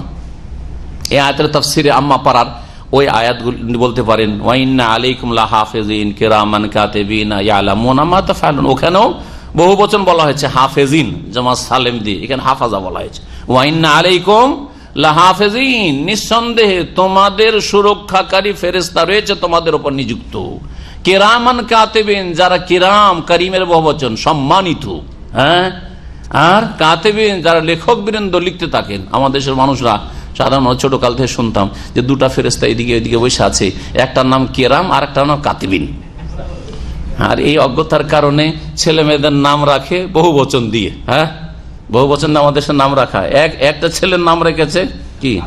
হ্যাঁ, কাতিবিন, কাতিবিন। আর এরকম মেলা নাম আছে যেগুলো এখন হয়তো মনে আসবে না, কিন্তু বহুবচন দিয়ে মেলা নাম আছে আমাদের সমাজে। তো আল্লাহ পাক রব্বুল আলামিন বলছেন যে কিরামান কাতিবিনা ইয়ালামুনা মা তাফআলুন, তোমরা যা কিছু করো তারা জানতে পারে, মানে সব খবর রাখে এবং রেকর্ড করে। জি, রেকর্ড করে। সূরা কাফে যেমন রয়েছে, আরো কয়েকটি আয়াত রয়েছে বিভিন্ন জায়গায়। ইন্না রাসূলানা ইয়াকতুবুন, আমার দূতেরা লিখতে থাকে। তো এই সুরক্ষাকারী ফেরেশতা 2 রকম হতে পারে। এক হচ্ছে আমলনামার সুরক্ষাকারী, আমল যা কিছু করছেন, নেকি গুনাহ ভালো মন্দ যা কিছু করছেন তা লিখছে, সেগুলি সুরক্ষা করছে। আর বান্দাকে বিপদ আপদ থেকে হেফাজতের জন্য আল্লাহ পাক হেফাজতকারী ফেরেশতাও নিযুক্ত রেখেছেন। ওরাও হাফাজাতুল মালাইকা ফেরেশতা একদল রয়েছে যারা আল্লাহর বান্দাদের হেফাজত করে থাকে। হাত্তা ইযা জা আহাদাকুমুল মউত, এমনকি যখন তোমাদের কারো মৃত্যুর সময় ঘনিয়ে আসে, তাওয়াফাতু রাসূলুনা, তখন আমার দূতেরা তাদের আত্মাগুলি কবজ করে নেই, গ্রহণ করে নেই। ওয়াহুম লা ইউফাররিতুন, আর ওই ফেরেশতা মালাইকারা কোন রকমের ত্রুটি বিচ্যুতি করে না, কোন রকমের ত্রুটি করে না, ভুল ত্রুটি করে না, যে সময়ের আগে গিয়ে আত্মা নিয়ে চলে আসলো, হ্যাঁ, অথবা বলা হয়েছে সময় টাইম বেঁধে দেওয়া হয়েছে একটু বিলম্ব করে গেল, এরকম কাজ করে না। হ্যাঁ, বাড়াবাড়ি করলো, এটা ভালো মানুষের আত্মা কবজ করতে গিয়ে তার উপর তাকে ধমক টমক শাসানি দিল। খারাপ মানুষের ক্ষেত্রে, হ্যাঁ, খারাপ মানুষের ক্ষেত্রে নম্র আচরণ করলো, না না না, ওই রকম করে না। দুনিয়ার ক্ষেত্রে ওইটা হয়, দুনিয়ার প্রশাসনরা এটা করে, ভালো মানুষকে ধরে তাদের রিমান্ড নিয়ে কত রকমের রিমান্ড এনে জুলুম অত্যাচার করে, আর খারাপ কে ঘুষ খেয়ে অথবা কোনো সোর্সের কারণে ছেড়ে দেয়, অথবা তাদের সাথে নম্র আচরণ করে। ভিআইপি বন্দি বানিয়ে রেখে দিয়েছে, অথচ বড় খুনি, বড় জালেম, বড় অপরাধী, বড় বড় অপরাধ করেও কোনো শাস্তি হয় না, এগুলো দুনিয়াতে হয়ে থাকে। কিন্তু ফেরেশতারা ওয়াহুম লা ইউফাররিতুন, কোন রকমের তারা ত্রুটি করে না এরকম। সুম্মা রুদ্দু ইলাল্লাহি মাওলাহুমুল হক, আগে তাফসীর বাড়ার আগে ফেরেশতাদের সম্পর্কে যারা রূহ কবজ করে তাদের সম্পর্কে আলোচনা একটু করার প্রয়োজন রয়েছে। এখানে আল্লাহ বললেন তাওয়াফাতু রাসূলুনা, রাসূল রাসূলের বহুবচন, রাসূলের বহুবচন, রাসূল মানুষের মধ্য থেকে রাসূল আম্বিয়া রাসূলগণ, যারা আল্লাহর দ্বীন আল্লাহর পক্ষ থেকে মানব জাতি পর্যন্ত পৌঁছে দেওয়ার জন্য মাধ্যম, তারা হচ্ছেন আল্লাহর দূত মানব জাতির উদ্দেশ্যে, জিন জাতির উদ্দেশ্যে। আর ফেরেশতাদেরকেও রসুল বলা হয়েছে এখানে। এ আবার কোন দূত? রসুল মানে হচ্ছে দূত, আল্লাহর দূত মানুষের ক্ষেত্রে অথবা আল্লাহ পাকের সৃষ্টি আসমান জমিনের ক্ষেত্রে যেসব আল্লাহ পাকের আদেশ হয়, এইসব আদেশ পালনের ক্ষেত্রে যেসব মালাইকারা নিযুক্ত রয়েছেন তাদেরকেও আল্লাহর দূত বলা হয়েছে। তো মৃত্যু দানের জন্য, আত্মা গ্রহণের জন্য ফেরেশতা যারা নিযুক্ত রয়েছে তাদেরকে আল্লাহ এখানে বহু বচন উল্লেখ করেছেন। বাহ্যিক আয়াত কি প্রমাণ করে? যে রূহ কবজ করনেওয়ালা ফেরেশতা একজন নয়, তাহলে অনেক রয়েছে, তাই না? অনেক রয়েছে, এটা একটি মত অনেকে বলে থাকেন। আর তাহলে কোরআনে কারীমের আবার সূরা সাজদাতে যে বলা হয়েছে এক বচন দিয়ে, কুল ইয়াতাওয়াফাকুম মালাকুল মাউতিল্লাযী উক্কিলা বিকুম সুম্মা ইলা রাব্বিকুম তুরজাউন, হে নবী বলে দাও ইয়াতাওয়াফাকুম মালাকুল মউত, তোমাদের আত্মাগুলি কবজ করেন, গ্রহণ করেন, তোমাদের মৃত্যু ঘটান কে?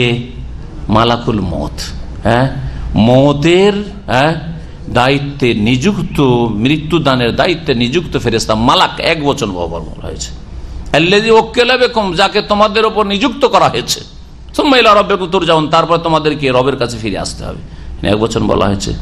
আল্লামা ইবনে কাসির রাহমাতুল্লাহ আলাইহি আর অনেক মুফাসসিরিনগণ বলেছেন যে রাইসুল মালাইকা, মালাকুল মউত একজন, যিনি হচ্ছেন প্রধান, যিনি হচ্ছেন প্রধান, আর তার সহযোগী অনেক ফেরেশতা রয়েছে, তার সহযোগী অনেক মালাইকা ফেরেশতা রয়েছে।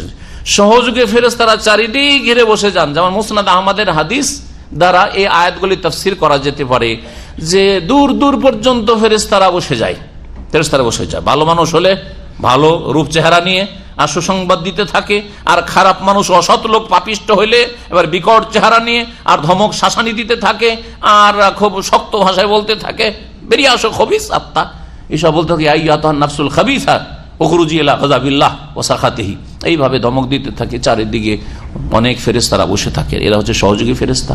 তখন মালাকুল মউত আসেন, আসার পরে রূহ কবজ করেন, মালাকুল মউত এসে রূহ কবজ করেন। কেউ যদি আজকালকার দুনিয়ার সীমিত জ্ঞান নিয়ে এই প্রশ্ন করে যে এক মালাকুল মউত একসাথে শত শত লোক মারা যাচ্ছে, অনেক সময় হাজার হাজার লোক, সারা পৃথিবীর যদি হিসাব করা যায় হাজার হাজার লোকের মৃত্যু প্রতি মুহূর্তে ঘটতে আছে, শত শত লোকের মউত ঘটতে আছে, তাহলে এক মালাকুল মউত কি করে করছেন?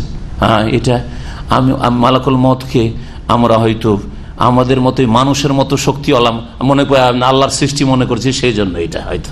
কিন্তু মালাকুল মউতকে যখন আল্লাহর ফেরেশতা হিসাবে চিন্তা করব, এবং আল্লাহর ফেরেশতাকে আল্লাহ কত শক্তিশালী করেছেন, কত আল্লাহ ক্ষমতা দিয়েছেন, এইভাবে যখন চিন্তা করব তখন এটা কোনো মুশকিল বিষয় নাই, কোনো জটিল বিষয় নাই। না, আপনার হাতের তলায় যদি কয়েকটা দানা পড়ে থাকে, হাতের তলায় যদি কয়েকটা দানা পড়ে থাকে, তো আপনি এই হাতে ধরে আছেন, যে কোনো জায়গা থেকে আপনি উঠিয়ে খাচ্ছেন, এই দিক থেকে ওই দিক থেকে, আপনার জন্য কোনো মুশকিল আছে? কোনো মুশকিল আছে? তো মালাকুল মউত যিনি, তার সামনে পৃথিবী এবং পৃথিবীর যত মখলুকাত রয়েছে, যত মানুষের রূহ কবজ করতে, আত্মা কবজ করতে হবে, হচ্ছে তার হাতের তলার সমানও নয়। হ্যাঁ, হাতের তলার সমানও না। সুম্মা রুদ্দু ইলাল্লাহ, তারপরে কি হবে?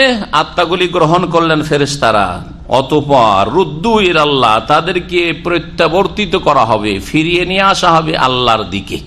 কারাকে ফিরিয়ে নিয়ে আসা হবে? একটি তাফসীর হচ্ছে, যেটা এখানে প্রসিদ্ধ তাফসীর, সেটা হচ্ছে এই আত্মাগুলি যে গ্রহণ করা হলো, রূহ কবজ করা হলো, মৃত্যু ঘটানো হলো, এই আত্মাগুলি আল্লাহর কাছে ফিরিয়ে নিয়ে আসা হবে। যদি নেক লোক হয় তাহলে ইল্লিনে নিয়ে যাওয়া হবে, আর যদি অসৎ লোক হয় তাহলে সেগুলিকে সিজ্জিনে পাঠিয়ে দেওয়া হবে, যেমন কোরআনে কারীমের আয়াতেও রয়েছে, রাসূলুল্লাহ সাল্লাল্লাহু আলাইহি ওয়াসাল্লাম হাদিসে রয়েছে। আর একটি তাফসীর রুদ্দু ইলাল্লাহ, তাদেরকে ফিরিয়ে নিয়ে আসা হয়, মানে এই ফেরেশতারা যারা আত্মাগুলি গ্রহণ করেন এদেরকে আল্লাহর কাছে ফিরিয়ে নিয়ে আসা, মানে আল্লাহর কাছে তারা ফিরে আসেন, আল্লাহর কাছে তারা রিপোর্ট দেন। মাওলাহুমুল হক, যে আল্লাহ তাদের সত্যিকার অভিভাবক, সত্যিকার মালিক, আল্লাহ হচ্ছেন সত্যিকার মালিক, মাওলা। আলা লাহুল হুকম, শুনে রাখো, তার জন্যই সমস্ত রকমের ফয়সালা, অর্থাৎ সমস্ত ফয়সালা, চূড়ান্ত ফয়সালার মালিক একমাত্র আল্লাহ, বা সবকিছুর কর্তৃত্ব লাহু, তার জন্য। ওয়াহুয়া আসরাউল হাসিবিন, এবং হিসাব গ্রহণের ক্ষেত্রে আল্লাহ পাক রব্বুল আলামিন সবচাইতে বেশি, সর্বাধিক তৎপর। আসরা, সর্বাধিক তৎপর। কুল, হে নবী, আরো বলে দাও, মাইয়ুনাজ্জিকুম মিন যুলুমাতিল বাররি ওয়াল বাহর তাদউনাহু তাদাররুআন খুফিয়া লাইন আনজানা মিন হাযিহি লানাকুনান্না মিনাশ শাকিরিন। আল্লাহ পাক রব্বুল আরো মুশরিক মানুষদের কথা বলছেন যে দেখো, তোমরা কে বালা মুসিবতে, সুখে দুঃখে, অন্ধকারে, যে কোনো জায়গায় বিপদ আপদে পড়লে কে উদ্ধার করেন? একজন মুয়াহিদ মানুষ বলবে যে আল্লাহ, ঠিক না? মুশরিকরাও যখন বড় বিপদে পড়তো তখন কি বলতো? যে আল্লাহ ছাড়া কেউ উদ্ধার করতে পারবে না। কিন্তু যখন সুখের সময় আসতো তখন শিরিক করতো। তাই আল্লাহ পাক বলছেন, কুল, হে নবী, তাদেরকে বলো, মাইয়ুনাজ্জিকুম মিন যুলুমাতিল বাররি ওয়াল বাহর, জল এবং স্থলের অন্ধকার সমূহে তোমাদেরকে কে রক্ষা করেন? তাদউনাহু, যাকে তোমরা ডাকতে থাকো, তাদাররুআন, বিনয়ের সাথে, ওয়া খুফিয়াতান, এবং চুপিসারে, গোপনে, লাইন আনজানা মিন হাযিহি, আল্লাহ এই বিপদ থেকে যদি আমাদেরকে রক্ষা করো, মুক্তি দান করো, লানাকুনান্না মিনাশ শাকিরিন, তাহলে আমরা অবশ্যই শুকরগুজার, কৃতজ্ঞদের অন্তর্ভুক্ত হব। কুল, হে নবী, আরো বলে দাও, আল্লাহু ইউনাজ্জিকুম মিনহা, এর জবাব বলো, আল্লাহ তোমাদেরকে সমস্ত বিপদ আপদ থেকে রক্ষা করেন, অমিন কুল্লে কারবিন, এবং সমস্ত বিপদ থেকে, জল এবং স্থলের অন্ধকারের বিপদ থেকে, এবং সমস্ত রকমের যত বিপদ আপদ হইতে পারে, শারীরিক বিপদ আপদ হোক, পারিবারিক হোক, সামাজিক হোক, আর্থিক হোক, সমস্ত রকমের বিপদ আপদ থেকে তিনি রক্ষা করেন। সুম্মা আনতুম তুশরিকুন, অতঃপর তোমরা তার সাথে শিরিক করো। যখন সুখের সময় আসে তখন শিরিক করা শুরু করো। আরব মুশরিকরা সুখের সময় শিরিক করতো, দুঃখের সময় তাদের দেব দেবীগুলিকে ভুলে যেত, এক আল্লাহকে ডাকতো। কিন্তু মুসলিম সমাজের যারা শিরিককারী, কবর মাজার পূজারী, তারা কি করে? সুখের সময় ও ডাকে, কবর মাজারকে, ওলিয়া আউলিয়া, গৌস কুতুবকে, আর দুঃখের সময় ডাকে।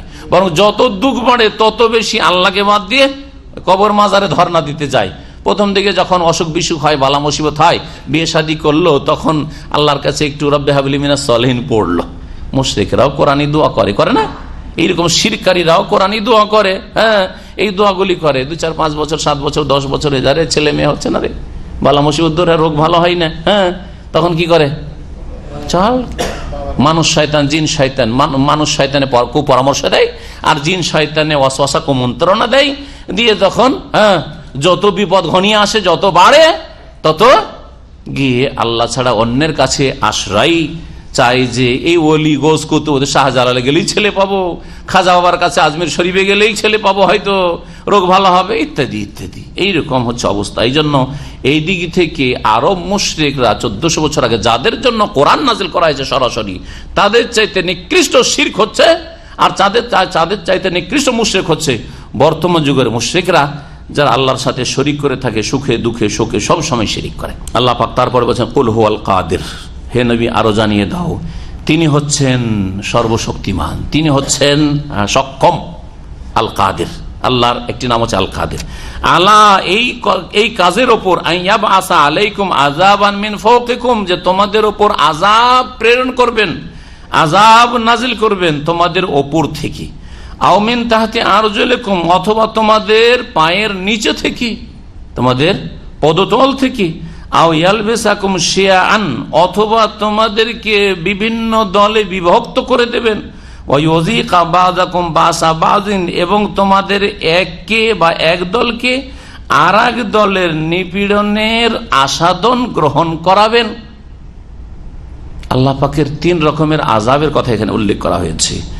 অনজুর, হে নবী চিন্তা করে দেখো, হে মানুষ চিন্তা করো, কাইফা নুসারিফুল আয়াত, কিভাবে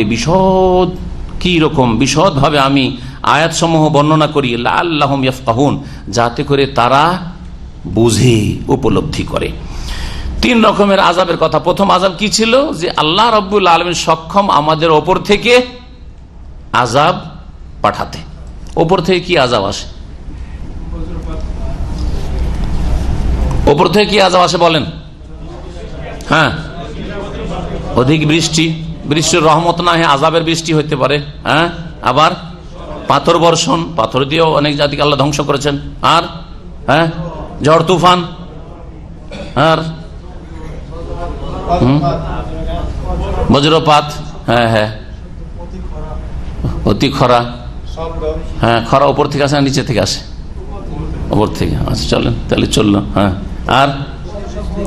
আর একটি আযাব আছে যেটা বলার জন্য আপনাদের গুলো বের করছি, যে আপনাদের গুলো শেষ হোক তখন একটা আর আযাব বলবো উপর থেকে। হ্যাঁ, বজ্রধ্বনি, বজ্রপাত বললো তো। হ্যাঁ, বজ্রধ্বনি, বজ্রপাত ইত্যাদি। আর হ্যাঁ, শিলাবৃষ্টি সব হয়েছে, এগুলো হয়ে গেছে।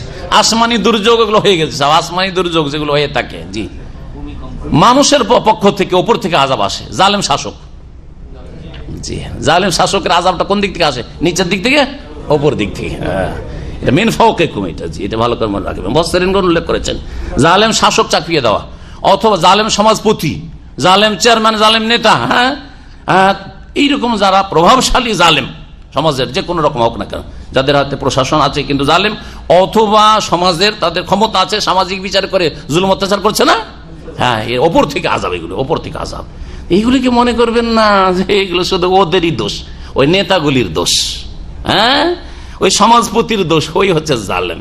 আপনার দোষ, আমার দোষ, যার ফলে এই জালেমদেরকে আল্লাহ পাক চাপিয়ে দিয়েছেন। এগুলো উপর থেকে আযাব। এখন নিচে থেকে আযাব দেখেন, নিচে থেকে আযাব যেমন বানবন্যা, হ্যাঁ, ভূমিকম্প, জমিন ধসে যাওয়া, এইরকমই। হ্যাঁ, তারপরে জমিনে ফলন না হওয়া, হ্যাঁ, গাছপালা ফসল কিছু হচ্ছে না। জি হ্যাঁ, এইসব। আর হ্যাঁ হ্যাঁ, যত রকমের বন্যা, জলোচ্ছ্বাস, যা কিছু বলেন না কেন, সুনামি যাই বলেন, হ্যাঁ, এগুলি নিচে থেকে আসছে। নিচে থেকে আর একটি আযাব হচ্ছে মানুষের পক্ষ থেকে। হ্যাঁ, আল্লাহর পক্ষ থেকে, মানুষ দ্বারা, আল্লাহ করাচ্ছেন কিন্তু মানুষ দ্বারা। সেটা হচ্ছে আপনার অধীনস্থ ব্যক্তিদের জুলম অত্যাচার। শুধু জালেম শাসকদের ওপর থেকে জুলম অত্যাচারটা আমরা বুঝি, কিন্তু অধীনস্থরাও যে জুলম অত্যাচার করে মালিকদের ওপর, এটা বুঝেন না? করে না? জি হ্যাঁ, জামাই জুলুম করে না শ্বশুরের উপর? হ্যাঁ, পঞ্চে, হ্যাঁ, যৌতুক নিয়ে জুলুম করছে না? ছেলে মেয়েরা জুলুম করে না? বাপকে মাকে খুন করে না? করছে না? জি হ্যাঁ, ছোট ভাই বড় ভাই জুলুম করে না? নিচে থেকে আযাব, এগুলি নিচে থেকে আযাব। চাকর নকর জুলুম অত্যাচার করে না? চাকর নকর আপনার বাড়ির পরিবারের ক্ষয়ক্ষতি করে না? ধন সম্পদের ক্ষয়ক্ষতি করে না? কর্মচারীরা প্রতিষ্ঠানের ক্ষয়ক্ষতি করে না? কত কোম্পানিকে বসিয়ে দিল জালেম কর্মচারীরা, কত প্রতিষ্ঠান যে বসে গেল একেবারে, দেখতে পাচ্ছেন না? এগুলো হচ্ছে মিন তাহতি আরজুলিকুম, পায়ের তলা থেকে আল্লাহর আযাব, পায়ের তলা থেকে আল্লাহ পাকের আযাব। জি, আর তৃতীয় আযাব হচ্ছে মুসলিম জাতিকে বিভিন্ন দলে ধর্মের নামে বিভক্তি, বিভক্তি দুই রকম। একটা ধর্মের নামে দেখেন 73 ফিরকা, নবী করিম সাল্লাল্লাহু আলাইহি ওয়াসাল্লাম বলেছেন, হয়েছে না হয় নাই, এটি আল্লাহর আযাব। দুনিয়ার বিভক্তি, রাজনৈতিক দল কত দেখেন, হ্যাঁ, কত দলে বিভক্ত, হ্যাঁ, দুনিয়ার জন্য বিভক্তি, দিনের জন্য বিভক্তি, দুনিয়ার জন্য বিভক্তি। আর এক দল আর এক দলকে খুন করার জন্য উঠে পড়ে লেগে আছে, আর এক দল আর এক দলের ক্ষয়ক্ষতির জন্য উঠে পড়ে লেগে আছে। কি করে ক্ষয়ক্ষতি হয়? এটা আল্লাহ পাকের আযাব, এটা হচ্ছে আল্লাহ পাকের আযাব। আজকে মুসলিম সমাজে যেসব জঙ্গি সন্ত্রাসী পয়দা হচ্ছে, হ্যাঁ, 18 বছর 20 বছরের ছেলেরা, এরা আমাদের মুসলিম সমাজের, এটা আল্লাহ পাকের আযাব, এটা আল্লাহ পাকের আযাব। জি, দলে দলে ভাগে, একদল সন্ত্রাসী চরমপন্থী, জি, আর একদল ফাসিক বেদিন নাস্তিক মুসলিম সমাজের। দুই দলই গুমরাহিতে, এই গুমরা নাস্তিক বেদিন পাপিষ্ঠদের রিয়াকশনে আরেক দল পয়দা হয়েছে। আল্লাহর আযাব এগুলি, আল্লাহ পাকের আযাব এগুলি। আল্লাহ পাকের আযাব। বেদিন যারা জুলম অত্যাচার করছে বা আল্লাহর বিরুদ্ধে বলছে, আল্লাহকে গাল দিচ্ছে, রসুলকে গাল দিচ্ছে, রসুলের মানহানি করছে, কোরআনের মানহানি করছে, ইসলামের বিরুদ্ধে বলছে, এর কি একটা রিয়াকশন নেই? রিয়াকশন আছে। আমি বলছি না যে সেটা ভালো কাজ করছে, তারা অবশ্যই অন্যায় কাজ করছে, কিন্তু এই চরমপন্থা পয়দা করার পিছনে আল্লাহর দুশমন মুনাফিকগুলির একটা বড় ভূমিকা আছে, যার ফলে এই সব পয়দা হচ্ছে। আর এছাড়াও বাইরের যে দুশমনরা রয়েছে, তার ইসলামকে বদনাম করার জন্য, এগুলোকে স্বীকার করার জন্য বসে আছে। আয় তোদের কি লাগবে দিচ্ছি, আর মার তোদের লোকদেরকে, আপোষে লড়িয়ে দাও। এটিও আল্লাহ পাকের আযাব। আমাদের পাপের কারণে, অন্যায়ের কারণে, জুলম অত্যাচার করে এই আযাবগুলি এমনিতে আসেনি। হ্যাঁ, শুধু অপর উপর দোষ চাপিয়ে তো আমরা নিজেদের সংশোধন করবো না, কখনো না, নিজেদের সংশোধন করতে হবে। আল্লাহ পাক প্রত্যেক স্তরের মানুষের সংশোধনের যেন তৌফিক দান করেন। ওমা আসাবাকুম মিন মুসিবাতিন ফাবিমা কাসাবাত আইদিকুম, যে কোনো বিপদ আপদ আসুক না কেন, আযাব আসুক না কেন, কিসের কারণে? ফাবিমা কাসাবাত আইদিকুম, তোমাদের কৃতকর্মের কারণে, তোমাদের পাপাচারের কারণে, তোমাদের অন্যায়ের কারণে, জুলম অত্যাচারের কারণে। যে কোনো মুসিবত, আপনার স্ত্রী বাড়ি থেকে পালিয়ে গেল, এখানে আপনি বসে আছেন, ফেরেশতা মানুষ, তার জন্য রুজি রোজগার করছেন আর পাঠাচ্ছেন, পালিয়ে গেল, আযাব নাই? অধীনস্থ নিচে থেকে আযাব। জি, আপনার মেয়ে কত আদর যত্নে পড়িয়ে মানুষ করলেন, আর বাড়ি থেকে পালিয়ে গিয়ে কত কোর্ট ম্যারেজ করে নিল। হ্যাঁ, আপনার ছেলে বড়ই আশা আকাঙ্ক্ষা নিয়ে বসেছিলেন যে আমার মন মোতাবেক আমরা পরামর্শ করে ভালো একটা জায়গায় দিনদার ফ্যামিলিতে বিয়ে শাদী দেবো, ওকে উঠিয়ে নিয়ে চলে এসছে বাড়ি হাজির। জি হ্যাঁ, এগুলো আযাব না? নিচে থেকে আযাব। জি, নিচে থেকে আযাব, 3 রকমের আযাব। এই আয়াতের তাফসিরে নবী করিম সাল্লাল্লাহু আলাইহি ওয়াসাল্লাম একটি হাদিস রয়েছে, নবী করিম আল্লাহর কাছে দোয়া করলেন, 3টি দোয়া করেছিলেন, 2টি কবুল হয়েছিল, 1টি কবুল হয়নি। কে বলতে পারেন? প্রথম দোয়া কি ছিল? আমার উম্মতকে যেন আল্লাহ ইহলিকা উম্মতি বিসানাতিন বিআম্মা, আমার উম্মতকে আল্লাহ পাকের আযাব দিয়ে, আসমানি জমিনে দুর্যোগ আযাব দিয়ে যেন ধ্বংস না করে দেওয়া। এই দোয়া ফাআতানিহা, আল্লাহ শুনেছেন, দোয়া কবুল করেছেন।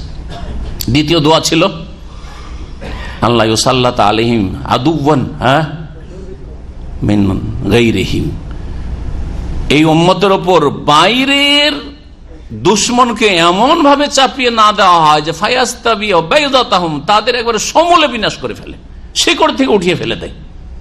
এটা কখনো হবে না কিয়ামত পর্যন্ত, যে কাফের, ইহুদি, নাসারা, আল্লাহর দুশমন, মুশরিক, তারা ইসলামের উপর এমন চড়াও করবে যে এবারে শিকড় থেকে উঠিয়ে ইসলামকে শেষ করে দিবে।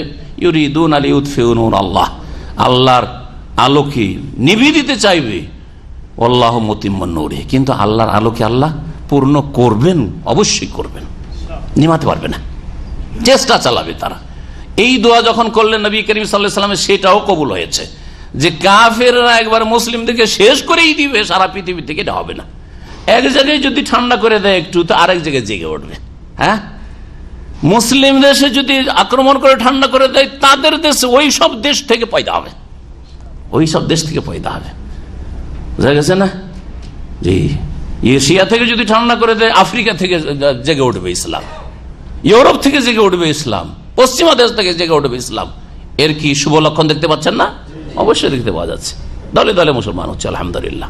মুসলমান হচ্ছে, বড় বড় ঘরে ইসলাম গ্রহণ করছে, পড়ে শুনে ইসলাম গ্রহণ করছে।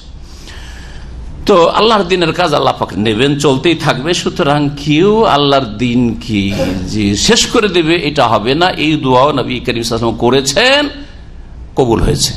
3 নম্বর দোয়া করছেন, আল্লাহ আমার এই উম্মতকে আপোষে লড়িয়ে দিও না, যে মুসলিম মুসলিমকে খুন করবে, মুসলিম মুসলিমকে মারবে, মুসলিম মুসলিমের জুলুম অত্যাচার করবে, এইরকম যাতে না হয়। হ্যাঁ, শাসক জুলুম করবে জনগণের উপর, আর প্রজা জনগণ শাসকের উপর জুলুম অত্যাচার করবে, মারামারি করবে আপোষে, সরকার দমন করবে জাতিকে, আর জাতি সরকারকে উৎখাত করার জন্য লেগে থাকবে।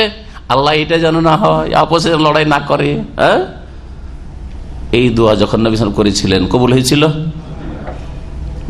আল্লাহ বলছেন না, এইটা চলতে থাকবে, এইটা চলবে। মুসলিম মুসলিমের বিরুদ্ধে হিংসা, বিদ্বেষ, শত্রুতা, লড়াই, ব্যক্তি পর্যায়ে, পারিবারিক ক্ষেত্রে, সামাজিক ক্ষেত্রে, রাষ্ট্রের ক্ষেত্রে, সমস্ত ক্ষেত্রে মুসলিমরা মুসলিমের বিরুদ্ধে লড়াই করতে থাকবে, দ্বন্দ্ব বেঁধেই থাকবে। যেটা 3 নম্বর আযাব এখানে বলা হয়েছে, আও ইয়ালবিসাকুম শিয়ান ওয়া ইউযিকা বা'দাকুম বা'সা বা'দ ওয়া কাযযাবা বিহি কওমুক। হে নবী মুহাম্মদ সাল্লাল্লাহু আলাইহি ওয়াসাল্লাম, তোমার জাতি এই কোরআনকে মিথ্যা মনে করেছে। বেহির মারজা, বেহি এটিকে মানে কোরআনকে, কোরআন আলোচনা চলছে। কেউ কেউ বলেছেন যে বেহি মানে বিল আজাব, যে আজাবের কথা আলোচনা চলছে, আজাবকে বোঝানো হয়েছে। হে নবী, তোমার জাতি আল্লাহর আজাবকে মিথ্যা মনে করেছে, যে মিথ্যা আমাদেরকে ধমকাচ্ছে, চমকাচ্ছে মোহাম্মদ, কোনো আজাবটা পাবেন। ওয়াহুয়াল হক, অথচ এই আজাব আসাই হচ্ছে সত্য। যদি আল্লাহর অবাধ্য হয় তো আজাব আসবে। মক্কার লোকের উপর আজাব এসেছে, আজাবের ধরনটা অন্যরকম ছিল। বদরের মাধ্যমে আজাব এসেছে, মক্কা বিজয়ের মাধ্যমে আজাব এসেছে, হুনাইনের যুদ্ধে মুসলিমদের বিজয়ের মাধ্যমে আজাব এসেছে, এখান থেকে উৎখাত হওয়ার মাধ্যমে আজাব এসেছে, আজাব এসেছে। কোরআনে কারীম হচ্ছে চিরসত্য। যদি বেহি বলতে কোরআন বোঝানো হয় তো ওয়াহুয়াল হক, কোরআন হচ্ছে সত্য বিধান। কুল, হে নবী বলে দাও, লাস্তু আলাইকুম বিওয়াকিল, তোমাদের উপর আমি কর্মবিধায়ক নই, তোমাদের কার্যনির্বাহকারী নই, আমি তোমাদের পাহারাদার নই, বরং আমি হচ্ছি আল্লাহর দিন পৌঁছে দেওয়ার জন্য আল্লাহর দূত। লিকুল্লি নাবাইন মুস্তাকার, প্রত্যেক বার্তার একটি নির্দিষ্ট কাল রয়েছে।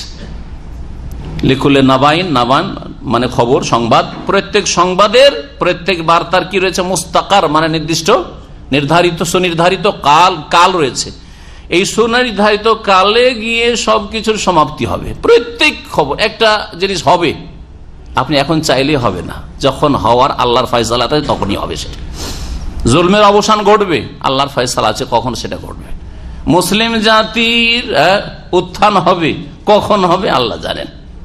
ফিরে আসো, ওয়াইন উদ্দুম উদনা, তোমরা ফিরে আসো, আল্লাহর রহমত নিয়ে ফিরে আসবে। ওয়াসাউফা তা'লামুন, আর শীঘ্রই তোমরা জানতে পারবে। ওয়াইজা রাআইতাল্লাযিনা ইয়াখুযুনা ফি আয়াতিনা ফাআরিদ আনহুম, এখান থেকে আরেকটি বিষয় উল্লেখ করা হচ্ছে। নবী করিম সাল্লাল্লাহু আলাইহি ওয়াসাল্লামকে আল্লাহ পাক বলছেন যে মুশরিকরা, আল্লাহর দিনের শত্রুরা যদি আল্লাহর দিনকে নিয়ে, ইসলামের বিধিবিধানকে নিয়ে উপহাস করে, তাহলে বা যে কোনো জায়গায় পাপ হয়। এই বলতে শুধু উপহাস হয়, ঠাট্টা মজাক হয় এটা নয়, বরং যে কোনো জায়গায় এই আয়াতে এই বিধানটি রয়েছে, যে কোনো জায়গায় যদি পাপের কাজ হয় আর আপনি একজন মুসলিম, তাহলে সেই পাপের মাহফিলে, অনুষ্ঠানে কখনো আপনি উপস্থিত হবেন না।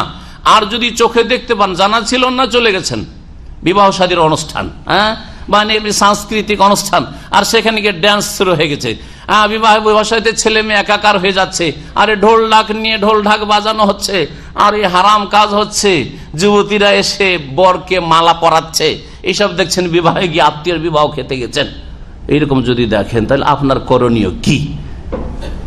প্রত্যেকটি ক্ষেত্রে যেই জায়গায় পাপ হয় ওখানে আপনি পৌঁছে গেছেন, জানতেন না যেখানে পাপ হবে, আপনাকে সেখানে ডাকা হয়েছে, অথবা আপনি নিজের কাজে পৌঁছে গেছেন। আপনার এখন ভূমিকা কি? করবেনটা কি?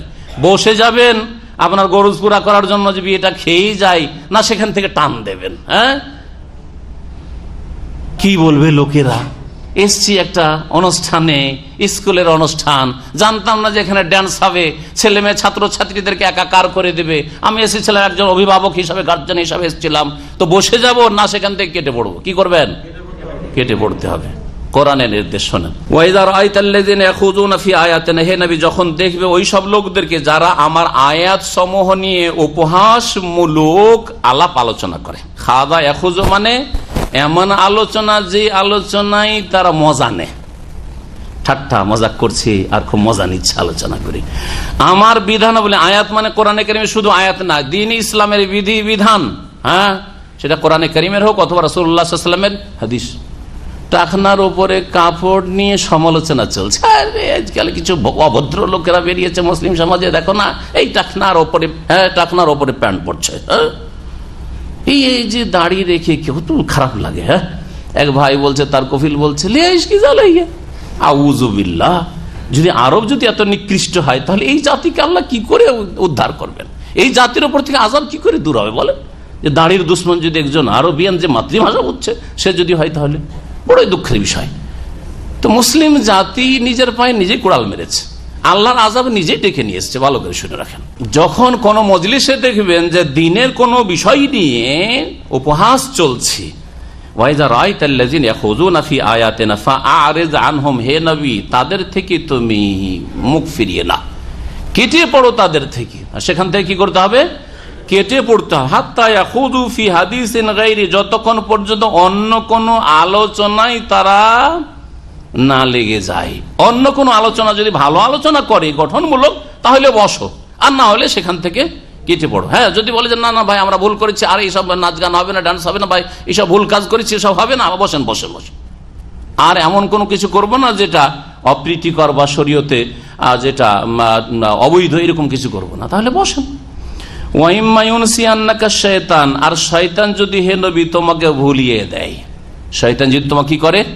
ভুলিয়ে দেয়। ভুলে গেছো আর ভুল করে কোন জায়গায় পৌঁছে গেছো আর সেখানে গুনাহ হচ্ছে, পাপ হচ্ছে, ফালা তাকুদ বাদা যিকরা মাল কওমি জালিমিন, উপদেশ আসার পরে বা স্মরণ হয়ে যাওয়ার পরে, উপদেশ আসার পরে মানে আল্লাহর নির্দেশ জেনে নেওয়ার পরে যদি এই অর্থ করি, আর না হইলে ভুলে গেছিলেন বা ভুল করে নেমেছিলেন ওখানে গিয়ে আর এখন স্মরণ হয়ে গেছে বা জানতে পেরে নিয়েছেন, ফালা তাকুদ বাদা যিকরা, স্মরণ হয়ে যাওয়ার পরে বসবে না তুমি মাল কওমি জালিমিন, জালেম সম্প্রদায়ের সাথে। জালেম সম্প্রদায়ের সাথে একটা জায়গায় আপনি যাচ্ছেন, টাকা পয়সা পাবেন, আপনার গরজ আছে, গিয়ে দেখেন যে ওরা কয়েকজন মিলে সিগারেট টানছে, হুক্কা টানছে, আর তার কাছে টাকা চাইতে হবে, কি করবেন? ও বলছে আমার একটু হুক্কাটা খাওয়া হোক, সিগারেটটা খাওয়া হোক, তখন আমি দিচ্ছি তোমাকে, কি করবেন বলেন? কি করবেন? বসে যাবেন না? গরজ যে আছে, গরজ আছে, পয়সা নিতে হবে যে, হ্যাঁ দূরে সরে যাও। ফারেজ আহনুম, আল্লাহ বলছে সরে যাও ওখান থেকে, সরে যাও। হাত্তা ইয়াখুযু, হ্যাঁ যখন বিড়ি খাওয়া হয়ে গেছে, সিগারেট খাওয়া হয়ে গেছে, জর্দা চিবানো হয়ে গেছে মোল্লাদের, তখন গিয়ে বসা। হ্যাঁ জর্দা চিবাচ্ছে আর মাসলা জিজ্ঞেস করছেন, বলছে আমাকে মাসলা জানতে হবে, কি করো হুজুর জর্দা খোর, না চলবে না, বসিয়েন না তার সাথে। ফারেজ আহনুম কোরআনের নির্দেশ, এটা আয়াতে ব্যাপক, শুধু দু চারটা কাজ গান বাজনা শুধু নয়, হ্যাঁ যে কোনো জায়গায় পাপ হচ্ছে, পাপের মজলি বরখাস্ত করেন। গিয়েছেন ওয়াজ শোনার জন্য, আর এদিকে মিলাদ শুরু হয়ে গেছে, কি করবেন? আয়াত শামিল নয়। হ্যাঁ একবার আমি ছোটকালে 12-13 বছর বয়স মাদ্রাসায় পড়ি, আহলে হাদিস মাদ্রাসায় পড়ি, কিন্তু পাশে বেরুলবীরা ছিল, আর বেরুলদের বড় জালসা, বড় বড় তাদের পীরের আর তাদের মৌলবীরা এসছে, তো সবাই মাদ্রাসা ছাত্র, তো সব যাই, সব জায়গায় যাই, দেওবন্দীদের হলো যাই, বেরুলবী হলো যাই, আহলে হাদিস হলো যাই, গিয়েছি। যাওয়ার পরে দেখি কিছুক্ষণ বসার পরে ওদের পীর বলছে যে নবী সাল্লাল্লাহু তশরিফ নিয়ে এসছেন, নবী সাল্লাল্লাহু তশরিফ নিয়ে এসছেন, চেয়ার একটা খালি আছে, দাঁড়ান আপনারা দাঁড়িয়ে যান, ইহতেরামে দাঁড়িয়ে যান, দাঁড়িয়ে যান। সবাই কয়েক হাজার মানুষ দাঁড়িয়ে গেছে, আমার শুধু 4-5টা ছেলে। এখন তো আমরা চিন্তা করি বয়স হচ্ছে 12-13, হ্যাঁ 14-15, আর যদি বসে থাকি তো জান বাঁচবে না, করবেন কি? তাহলে দাঁড়িয়ে যেতে হবে যে তোমরা কেমন, ইয়া নবী শুরু হয়ে গেছে, সালাম আলাইকা, ইয়া রাসূল সালাম আলাইক, কি করতে হবে? দাঁড়িয়ে জান বাঁচাবে যেন দাঁড়িয়ে যে তাদের সাথে মিলাদ করি, কিয়াম করি, নাকি না? ফারেজ আহনুম, বেরিয়ে পড়েন সেখান থেকে, বেরিয়ে পড়েন। যদি কেউ ধরে এই কেন বের হচ্ছিস, তা আপনার পেশাব পায়খানা নেই, কোনো অজুহাত নেই, শয়তানদের কাছে কিছু অজুহাত করেন, জি হ্যাঁ, কিন্তু আপনি সেখান থেকে বেরিয়ে যান, এটা হচ্ছে কোরআনের নির্দেশ। জীবনের প্রতিটি ক্ষেত্রে, সে আকীদার ক্ষেত্রে পাপ হোক, ইবাদতের ক্ষেত্রে পাপ হোক, বিদাতি পাপ করছে, বিদাতি আমল করছে, ইবাদত মনে করে বিদাত করছে, আরো বিদাতে বসে থাকবেন না। সেই রকমই দুনিয়ার কোনো পাপ হচ্ছে, ওখানে বসে থাকবেন না? বসে থাকবেন না। ফালা তাকুদ বাদা যিকরা মাল কওমি জালিমিন, কোন একটা রাজনৈতিক পার্টি করতেন, কিন্তু মিছিল করতে করতে লাগলো ঘর ভাঙতে, হ্যাঁ আপনি লেগে গেলেন সাথে, চলবে না? কেটে পড়তে হবে এইসব দল থেকে। আর এইসব জুলুম অত্যাচারগুলি করে না এরা, সুতরাং এসব দল করা যাবে না, এসব কিছু করা যাবে না। এই পশ্চিমা তরিকা ইসলাম শিখায়নি যে মিছিল করো, বিক্ষোভ করো, আর ভাঙচুর করো, আর এই করো সেই করো, সুতরাং সব করা যাবে না। ফারে জানো, তাদের থেকে মুখ ফিরিয়ে নাও, কেটে পড়ো। তাহলে এই আয়াত নিয়ে একটু গভীরভাবে চিন্তা করে জীবনের প্রতিটি ক্ষেত্রে যেখানে পাপ হয় সেখানে আপনি অবস্থান করবেন না, এটা হচ্ছে কোরআনে কারীম নির্দেশ। আল্লাহ পাক রব্বুল আলামিন তারপরে বলছেন ওমা আলাল্লাযিনা ইয়াত্তাকুনা মিন হিসাবিহিম মিন শাই। মানুষ কারা সমাজে অপরাধ করছে তার হিসাব আমাদেরকে দিতে হবে নাকি? না, আমার হিসাব আমাকে দিতে হবে। জি হ্যাঁ, এটা হচ্ছে শরীয়তের বিধান। কিন্তু আমার দায়িত্বে যদি আমি দায়িত্বহীনতার পরিচয় দিই তাহলে আমাকে হিসাব দিতে হবে। ছেলে মেয়েরা বড় হয়েছে, হ্যাঁ, আর গুনার কাজ করছে, গাফিলতি করছে, হিসাব আপনাকে দিতে হবে না ছেলে মেয়েদের দিতে হবে? আপনাকে দিতে হবে না? কখনো কখনো দিতে হবে। যদি আপনার দায়িত্ব পালনে গাফিলতি করে, ছোট থেকে নামাজ শিখাননি, ছোট থেকে দিন শেখাননি, যার ফলে ছেলে মেয়েগুলো কি হয়েছে, পাপে লিপ্ত হয়েছে, পাপ করেছে ছোট থেকে, বড় হলে ঠিক হয়ে যাবে, বড় হলে ঠিক হয়ে যাবে, তাহলে পাপে ভাগ নিতে হবে। কিন্তু ছোট থেকে ইসলামিক তরবিয়ত করেছেন, গায়ে যখন শক্তি হয়েছে আপনার ছেলের, যখন 18 বছর 20 বছর হয়েছে, আর কথা শোনে না, আপনাকে হিসাব দিতে হবে? হিসাব দিতে হবে না। কিন্তু বাড়িতে বসে বসে খাওয়াইতে হবে না বাপের হোটেলে, নাকি? না, খাওয়াইতে হবে না। যখন শুনবে না, আল্লাহর দিন মানবেন না, বাড়ি থেকে তাড়িয়ে দিতে হবে। তারপরে যদি শাসন করা সম্ভব হয়, সোজা হয়ে আসে, ঠিক আছে, আর না হলে দুনিয়া খাওয়াবেন তাকে।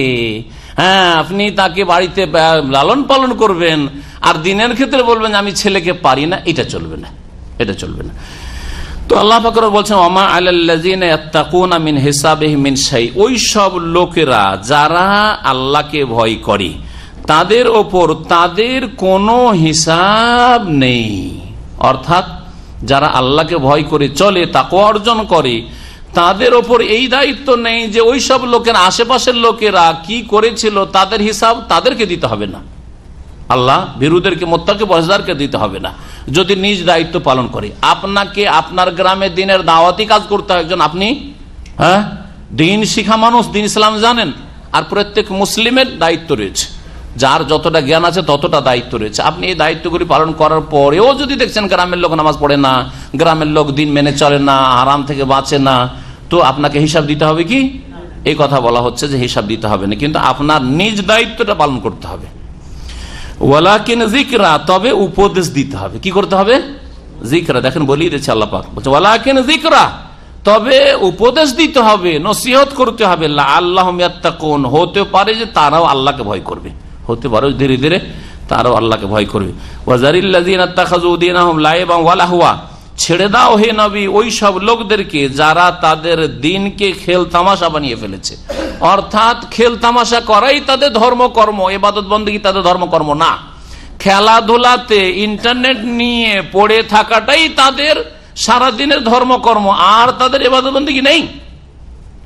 টিভি নিয়ে পড়ে থাকে, টিভির সামনে ঘন্টার পর ঘন্টা বসে থাকে, মোবাইল নিয়ে, ইন্টারনেট নিয়ে ঘন্টার পর ঘন্টা বসে থাকে, কিন্তু 10 মিনিটের জন্য নামাজ পড়তে মসজিদে যেতে বললে সময় হয় না।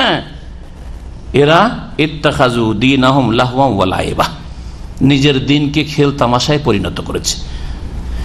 ওয়া গাররাতুহুমুল হায়াতুদ দুনিয়া, এবং তাদেরকে পার্থিব জগৎ প্রতারিত করেছে, ধোঁকায় ফেলে রেখেছে, দুনিয়ার সুখের সামগ্রী তাদেরকে ধোঁকায় ফেলে রেখেছে। ওয়া যাক্কির বিহি, হে নবী তাদেরকে উপদেশ দাও এই কোরআন দ্বারা, বেহি মানে বিল কোরআন, কোরআন দিয়ে তাদেরকে উপদেশ দাও। আন তুফসালা নাফসুন বিমা কাসাবাত, তাদের কৃতকর্মের কারণে যাতে করে কোনো ব্যক্তিকে ধ্বংস না করে দেওয়া হয়। তুফসালার অনেক অর্থ করা হয়েছে, তার মধ্যে সবচেয়ে প্রসিদ্ধ অর্থ যেটাতে সবগুলি কাছাকাছি চলে আসবে সেটা হচ্ছে ধ্বংস করে, তুহলাকা। আন তুফসালা নাফসুন বিমা কাসাবাত, তাদের পাপের কারণে, অন্যায়ের কারণে যেন ধ্বংস না করে দাও, এই জন্য কোরআন দিয়ে উপদেশ দাও। কোরআন দ্বারা উপদেশ দিলে ধ্বংস থেকে বেঁচে যাবে, আল্লাহর আযাব, দুনিয়ার আযাব থেকে বেঁচে যাবে, পরকালের আযাব থেকে বেঁচে যাবে। তুফসালা মানে কেউ কেউ বলেছেন যে পাকড়াও করা, তো আখাজ। তাহলে কোরআন দ্বারা তাদেরকে উপদেশ দাও, প্রত্যেক ব্যক্তির কৃতকর্মের কারণে তাদের পাকড়াওর পূর্বে, যে আল্লাহ যে ধরবেন, আল্লাহ যে হিসাব নেবেন, এর পূর্বে। লাইসা লাহা মিন দুনিল্লাহি ওয়ালিয়্যুন ওয়ালা শাফি, কোন ব্যক্তির আল্লাহ ছাড়া কোনো অভিভাবক পৃষ্ঠপোষক নেই, ওয়ালা আসামি, কোনো সুপারিশকারীও নেই কিয়ামতের দিনে। না কোনো অভিভাবক সেখানে গার্জেন হাজির করে দিবে যে জামানতে সেখান থেকে আসামি ছুটে যাবে, যেমন জামানতে আসামি ছুটে না। এখানে সৌদি আরবে বিদেশি মানুষের জন্য একজন জামানত চাই, কোনো আসামি হয়ে গেলে জামানত চাই, একজন সৌদিকে হাজির করতে হয়, জানেন এটা? হাজির করতে হয়। তাহলে একটা হলো ওলি, ওই যে জামানত জামিন হইল, তার জামানত আপনি ছুটে আসলেন। অথবা কেউ সুপারিশকারী হয়ে গেল, গিয়ে ওখানে একটা সোর্স পেয়ে গেলেন, আপনি সোর্স দিয়ে ওখান থেকে আপনি ছুটে চলে আসলেন, জামানত লাগলো না, কিন্তু এটা সোর্স দিয়ে মাধ্যম দিয়ে সুপারিশ করে আপনার কাছ থেকে পরিচিতের মাধ্যমে ছুটে চলে আসলেন। দুনিয়াতে হয়। আর একটা তরিকা হয় যে কিছু ফাইন দিয়ে পেনাল্টি লাগিয়ে দেওয়া হলো, ফাইন টান দিয়ে দিলেন, ছুটে চলে আসলেন আপনি। হ্যাঁ, হয় কি হয় না? আখেরাতে সব কিছু চলবে না। না ওখানে কোনো জামানত আছে, অভিভাবক আছে, ওলি বন্ধু, না দোস্ত বন্ধু আছে যে দোস্ত বন্ধুর মাধ্যমে ছুটে যাবেন, আর না কোনো সুপারিশকারী সেখানে থাকবে। কাফের মুশরিকের জন্য কোনো সুপারিশকারী নেই, এই কথা বলা হয়। যেখানে সুপারিশের কথা বলা হয়েছে, যারা তাদের ইমানের হেফাজত করেছে, ইমান ভঙ্গের কাজ করে, ইসলাম ভঙ্গের কাজ করেনি, তাদের জন্য রাসূলুল্লাহ সাল্লাল্লাহু আলাইহি ওয়াসাল্লামের শাফাআত রয়েছে। কখনো ভাববেন না যে বড় বড় শিরকে লিপ্ত আছেন মুসলিম হয়ে আর রাসূলুল্লাহ সাল্লাল্লাহু আলাইহি ওয়াসাল্লামের সুপারিশ হবে, এই কথা ভাববেন না। এর চাইতে বড় মারাত্মক ভুল ধারণা যে আমাদের গোস কুতুবরা আর ওলিয়াল পীর মুর্শিদরা সুপারিশ করবে। শুধু সুপারিশ না, বড় বড় জাহাজ নিয়ে হাজির হয়ে যাবে পানি থেকে, ঘাম থেকে উঠাবার জন্য, আর উঠিয়ে জান্নাতে ঢোকাবার জন্য বড় বড় জাহাজ নিয়ে নাকি হাজির হয়ে যাবে। বলে যে একটা আয়াত দেন তো ওই জাহাজের, না একটা হাদিস দেন, আয়াত তো নেই, না একটা হাদিস খুঁজে, বলে একটা হাদিস চাই। ওই হুজুরগুলিকে বলেন, ভণ্ডগুলিকে, যে একটা হাদিস চাই যে রাসূলুল্লাহ বলেছেন যে সেই সময় সাহেব অমুক সাহেব অমুক সাহেব পীর সাহেবেরা বড় বড় জাহাজ নিয়ে হাসরের মাঠে হাজির হয়ে যাবেন। একটা হাদিস দেখান তো দেখি। কোরআনও নেই, হাদিস নেই, আবার ধর্ম। তাহলে কোন ধর্ম বুঝেন? না বুঝছেন না, বুঝেন না? না এমন ধর্ম যেটা কোরআনও নেই, হাদিসও নেই, ওইটা হচ্ছে ধর্ম। ওইটা আবার কোন ধর্ম? ইসলাম ধর্ম? কখনো না। ইসলামিক আকীদা না, ইসলামিক আকীদা না, মানে ইসলামিক আকীদা। আশ্চর্য, আমি না শুনলে, না পড়লে বিশ্বাসই করতাম না। ওদের কিতাব না পড়লে আর ওদের ওই আলোচনা না শুনলে আমি বিশ্বাসই করতাম না। কেউ যদি এসে বলতে, যারা বলছে বড় বড় জাহাজ নিয়ে গঙ্গোহী সাহেব হাজির হয়ে যাবেন, আর মক্কি সাহেব হাজির হয়ে যাবেন, আর অমুক সাহেব হাজির হয়ে যাবেন, নানতুবি সাহেব হাজির হয়ে যাবেন, এগুলো যদি না শুনতাম তো বিশ্বাসই করতাম না যে এটা কি আর হয়, যে কোরআনও নেই, হাদিসও নেই, আবার এত বড় বড় জাহাজ দিয়ে সব হাজির, কোথেকে হাজির হইলো। কিন্তু যখন শুনলাম আশ্চর্য হয়ে গেলাম যে আউযুবিল্লাহ, এই সুফিবাদে পীর মুরিদিতে ধ্বংস করে ফেলেছে, এদের আকীদাকে ধ্বংস করে ফেলেছে। আল্লাহ কোরআনে কারিমে বলছেন, না তাদের কোনো ওলি হবে, না কোনো শাফি সুপারিশকারী হবে। ওয়াইন তাদিল কুল্লা আদলিন, আর কোন ব্যক্তি যদি সমস্ত কিছু, কুল্লা আদলিন সমস্ত কিছু বিনিময় দিয়ে দেয় মুক্তির জন্য, লা ইউখায মিনহা, তাও হবে না। দুনিয়াতে জামানতের জন্য আরে 10,000 20,000 না হয় লাখ 2 লাখ 5 লাখই লাগছে, ঠিক না? আর সেখানে আসমান জমিন আর তার মধ্যে যা কিছু আছে সমস্ত সম্পদ যদি দিয়ে দেন মুক্তির জন্য, লা ইউখায মিনহা, তা নিয়েও জান্নাত দেওয়া হবে না, জাহান্নাম থেকে রক্ষা করা হবে না। উলাইকাল্লাযিনা উবসিলু বিমা কাসাবু, এই সব লোকেরাই যারা কুফরিতে শিরকে লিপ্ত ছিল, ইসলাম থেকে বেরিয়ে থেকেছে, ইসলাম থেকে বেরিয়ে গেছে অথবা বেরিয়ে থেকেছে, তারা উবসিলু বিমা কাসাবু, তাদের কৃতকর্মের কারণে ধ্বংস হয়ে যাবে, ধ্বংসে নিমজ্জিত হবে, জাহান্নামে যাবে। লাহুম শারাবুম মিন হামিম, তাদের জন্য ফুটন্ত পানির পানীয় থাকবে। হামিম গরম পানিকে বলা হয় ফুটন্ত পানি, আর শারাব মানে পানীয় বস্তু। যখন পান করতে চাবে চিৎকার করবে যে পিপাসা লেগেছে, পিপাসা লেগেছে জাহান্নামে, তখন সুকু মাআন হামিমা, তাদেরকে পান করতে দেওয়া হবে ফুটন্ত পানি, ফুটতে থাকবে, ফুটতে এই পানি দেওয়া হবে। ফাকাত্তা আমাহুম, আল্লাহ পাক সূরা মুহাম্মদে বলেছে তাদের যে ভিতরে নাড়ি ভড়ি আছে সব গলে বেরিয়ে যাবে, গলে বেরিয়ে যাবে। আল্লাহু আকবার। আল্লাহ যেন আমাদেরকে হেফাজত করেন, আল্লাহ জাহান্নাম থেকে রক্ষা করেন। আল্লাহ আজরনা মিনান নার। ওয়া আযাবুন আলীমুন বিমা কানু ইয়াকফুরুন, তাদের কুফরির কারণে তাদের জন্য যন্ত্রণাদায়ক আযাব, শাস্তি রয়েছে। কুল, হে নবী বলো, আনাদু মিন দুনিল্লাহি মা লা ইয়ানফাউনা ওয়া লা ইয়াদুরুনা, আল্লাহকে বাদ দিয়ে এমন কিছুকে ডাকবো যা আমাদের উপকারও করতে পারে না আর আমাদের অপকার ক্ষতিও করতে পারে না।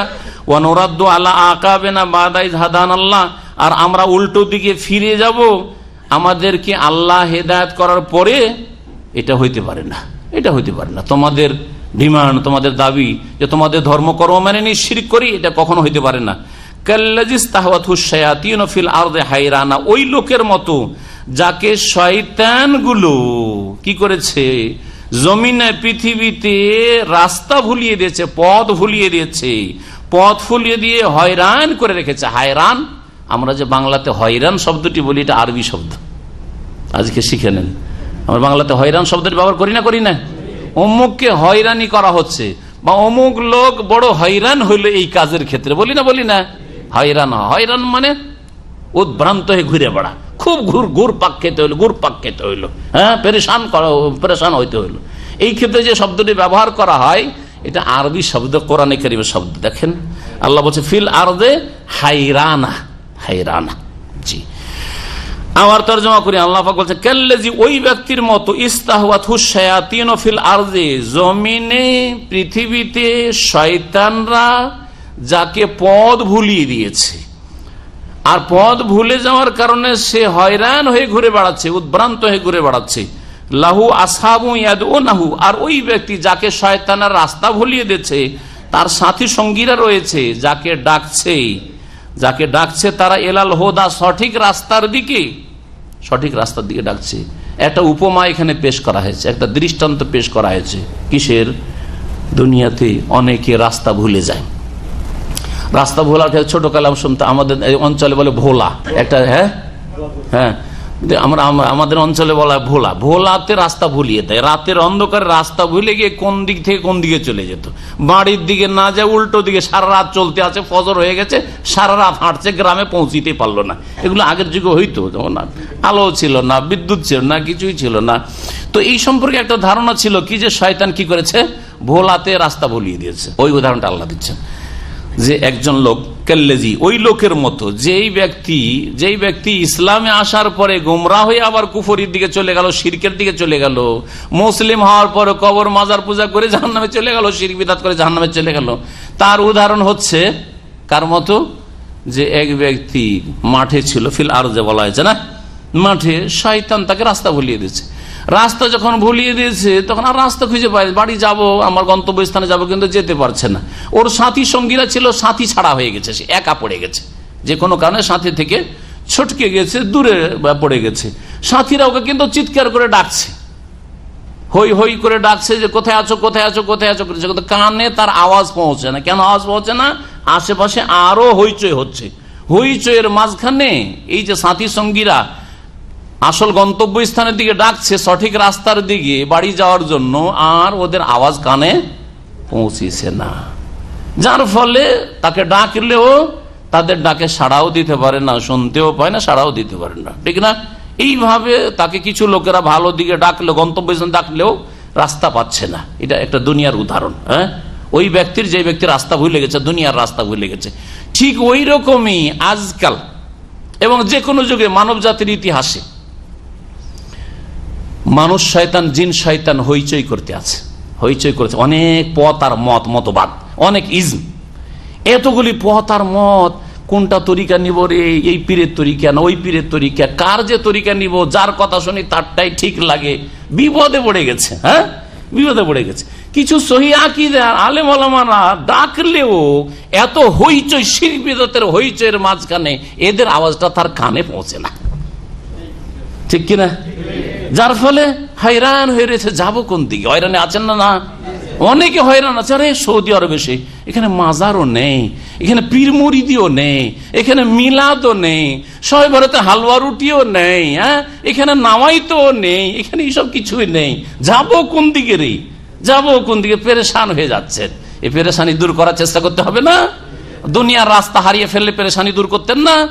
আপনি ভালো করে কনফার্ম হইতেন যে রাস্তা কোনটা, ভাই আমি বাড়ি যাবো, রাস্তা খুঁজে পাচ্ছি না, কোন গ্রামে বাড়ি, অমুক গ্রামে যাবে, তো ওই রাস্তা ধরো। তো ওই রকম আপনি জিজ্ঞেস করেন যে জান্নাত যাবেন, তো জান্নাতের রাস্তা ধরেন, খুঁজেন, জান্নাতের রাস্তা খুঁজতে হবে নাকি?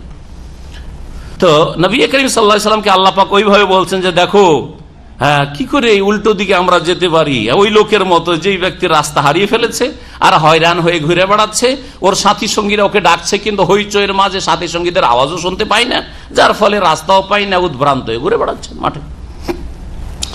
আল্লাহ পাক বলছেন যে কুল, হে নবী বলে দাও, ইন্না হুদাল্লাহি হুয়াল হুদা, আল্লাহর দিক নির্দেশনা, আল্লাহ পাকের হেদায়েতটাই হচ্ছে সত্যিকার হেদায়েত। আল্লাহ পাকের রাস্তাটাই হচ্ছে সত্যিকার রাস্তা। আল্লাহর দেখানো, আল্লাহর বাতলানো রাস্তাই হচ্ছে সত্যিকার রাস্তা। এটা হচ্ছে রাস্তা। তো রাস্তা কোনটা নিতে হবে? কোরআন এবং হাদিসের রাস্তা নিতে হবে, রাসূলুল্লাহ সাল্লাল্লাহু আলাইহি ওয়াসাল্লামের ছেড়ে যাওয়া রাস্তা নিতে হবে, সাহাবায়ে কেরাম খোলাফায়ে রাশিদিনের রাস্তা নিতে হবে। ওই রাস্তা আপনাকে খুঁজে নিতে হবে। ও উমিরনা, এবং আমরা আদিষ্ট হয়েছি, আমাদেরকে নির্দেশ দেওয়া হয়েছে, লিনুসলিমা লিরাব্বিল আলামিন, বিশ্বজাহানের রবের সামনে যাতে করে আমরা আত্মসমর্পণ করি, তার আদেশ নিষেধ মেনে চলি। ওয়ান আকিমুস সালাহ, আরো আদেশ করা হয়েছে আমাকে যে তোমরা সালাত কায়েম করো, ওয়াত্তাকুহু, এবং আল্লাহকে ভয় করো, ওয়া হুয়াল্লাযী ইলাইহি তুহশারুন, আর তার কাছে আল্লাহই সেই সত্তা যার কাছে তোমাদেরকে সমবেত করা হবে, একত্রিত করা হবে। ওয়া হুয়াল্লাযী খালাকাস সামাওয়াতি ওয়াল আরদা বিল হক, আল্লাহ সেই সত্তা যিনি আকাশসমূহ এবং পৃথিবীকে সৃষ্টি করেছেন বিল হক, যথাযথভাবে। হ্যাঁ, বিশেষ উদ্দেশ্য নিয়ে, উদ্দেশ্যবিহীন খেল তামাশার জন্য নয়, যে আসমান জমিন সৃষ্টি করেছেন, মানুষকে সৃষ্টি করেছেন, খাও দাও আসর চলে যাও, দুনিয়ায় জন্ম নিলে আর ভোগ বিলাস করলে আর দুনিয়া থেকে চলে গেলে বেকার। আল্লাহ সৃষ্টি করেছেন উদ্দেশ্যবিহীন, এইরকম নয়। জি, আফা হাসিবতু আন্নামা খালাকনাকুম আবাসা, আল্লাহ আয়াতে বলছে তোমরা কি এই কথাই ভেবেছো যে তোমাদেরকে অনর্থক সৃষ্টি করেছি? না, অনর্থক সৃষ্টি। ওয়া আন্নাকুম ইলাইনা লা তুরজাউন, আমার কাছে ফিরে আসতে হবে না, তোমাদেরকে ফিরে আসতে হবে। আল্লাহ পাক আরো কোরআনে কারীমে বলেছেন, ওমা খালাকনাস সামাওয়াতি ওয়াল আরদা ওয়া বাইনাহুমা লাইবিন, আসমান এবং জমিন আর এর মাঝে যত মাখলুকাত সৃষ্টি করেছি, মানুষ জিন ইত্যাদি, এগুলিকে আমি খেলাধুলার জন্য সৃষ্টি করিনি। এই খেল তামাশা নয়, কর্মক্ষেত্র কাজ করে যাও, দুনিয়ার ভালো কাজ করে যাও, দিনের ভালো কাজ করে যাও, সত্য দিনের সন্ধান লাগাও এবং সত্য দিনের অনুসরণ করো। শেষ রাসূল মুহাম্মদুর রাসূলুল্লাহ সাল্লাল্লাহু আলাইহি ওয়াসাল্লামের আদর্শই হচ্ছে আদর্শ, তিনি হচ্ছেন উত্তম আদর্শ, সুতরাং তার দিকে ফিরে আসো। এ হচ্ছে আল্লাহ পাকের দাওয়াত সারা বিশ্বের সমস্ত মানুষের জন্য। ওয়া ইয়াউমা ইয়াকুল, স্মরণ করো ওই দিনকে যেই দিন আল্লাহ বলবেন কোন ধ্বংস হয়ে যাও পৃথিবী, ফায়াকুন, সেই দিন পৃথিবী ধ্বংস হয়ে যাবে। কওলুহুল হক, আল্লাহর কথা চির সত্য। ওয়ালাহুল মুলক, এবং সার্বভৌমত্ব সবকিছুর মালিকানা আল্লাহর জন্য। ইয়াউমা ইউনফাখু ফিস-সূর, যেই দিন সিংহায় ফুঁক দেওয়া হবে। ইসরাফিল আলাইহিস সালাম ফুঁক দেবেন, দুটো অথবা তিনটে।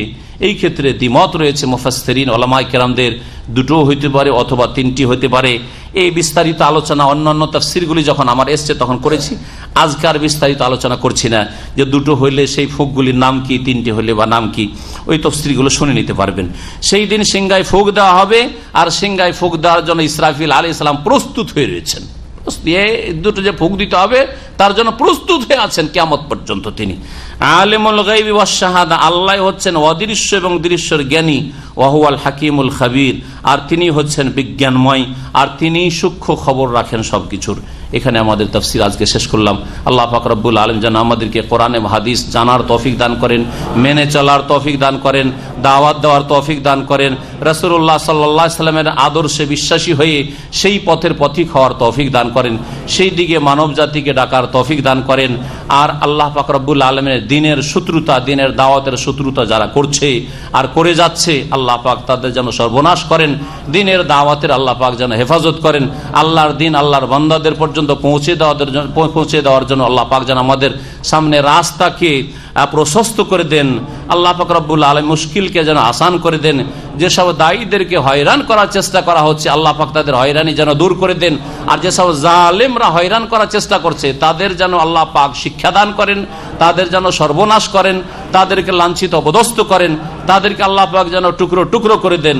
আল্লাহুম্মা মাযযিকহুম কুল্লা মুমাযযাক, আল্লাহ তাদেরকে ছিন্ন ভিন্ন করে দাও, বাতিল শক্তিগুলিকে ছিন্ন ভিন্ন করে দাও। দ্বীনের দাওয়াত আল্লাহর বান্দা সাদাসিধা মানুষদের কাছে পৌঁছাবার জন্য সহজ রাস্তা আমাদের করে দাও, সুযোগ করে দাও, রাস্তাকে প্রশস্ত করে দাও। ওয়া সাল্লাল্লাহু আলা নবিয়িনা মুহাম্মদ ওয়া আলা আলিহি ওয়া সাহবিহি আজমাইন।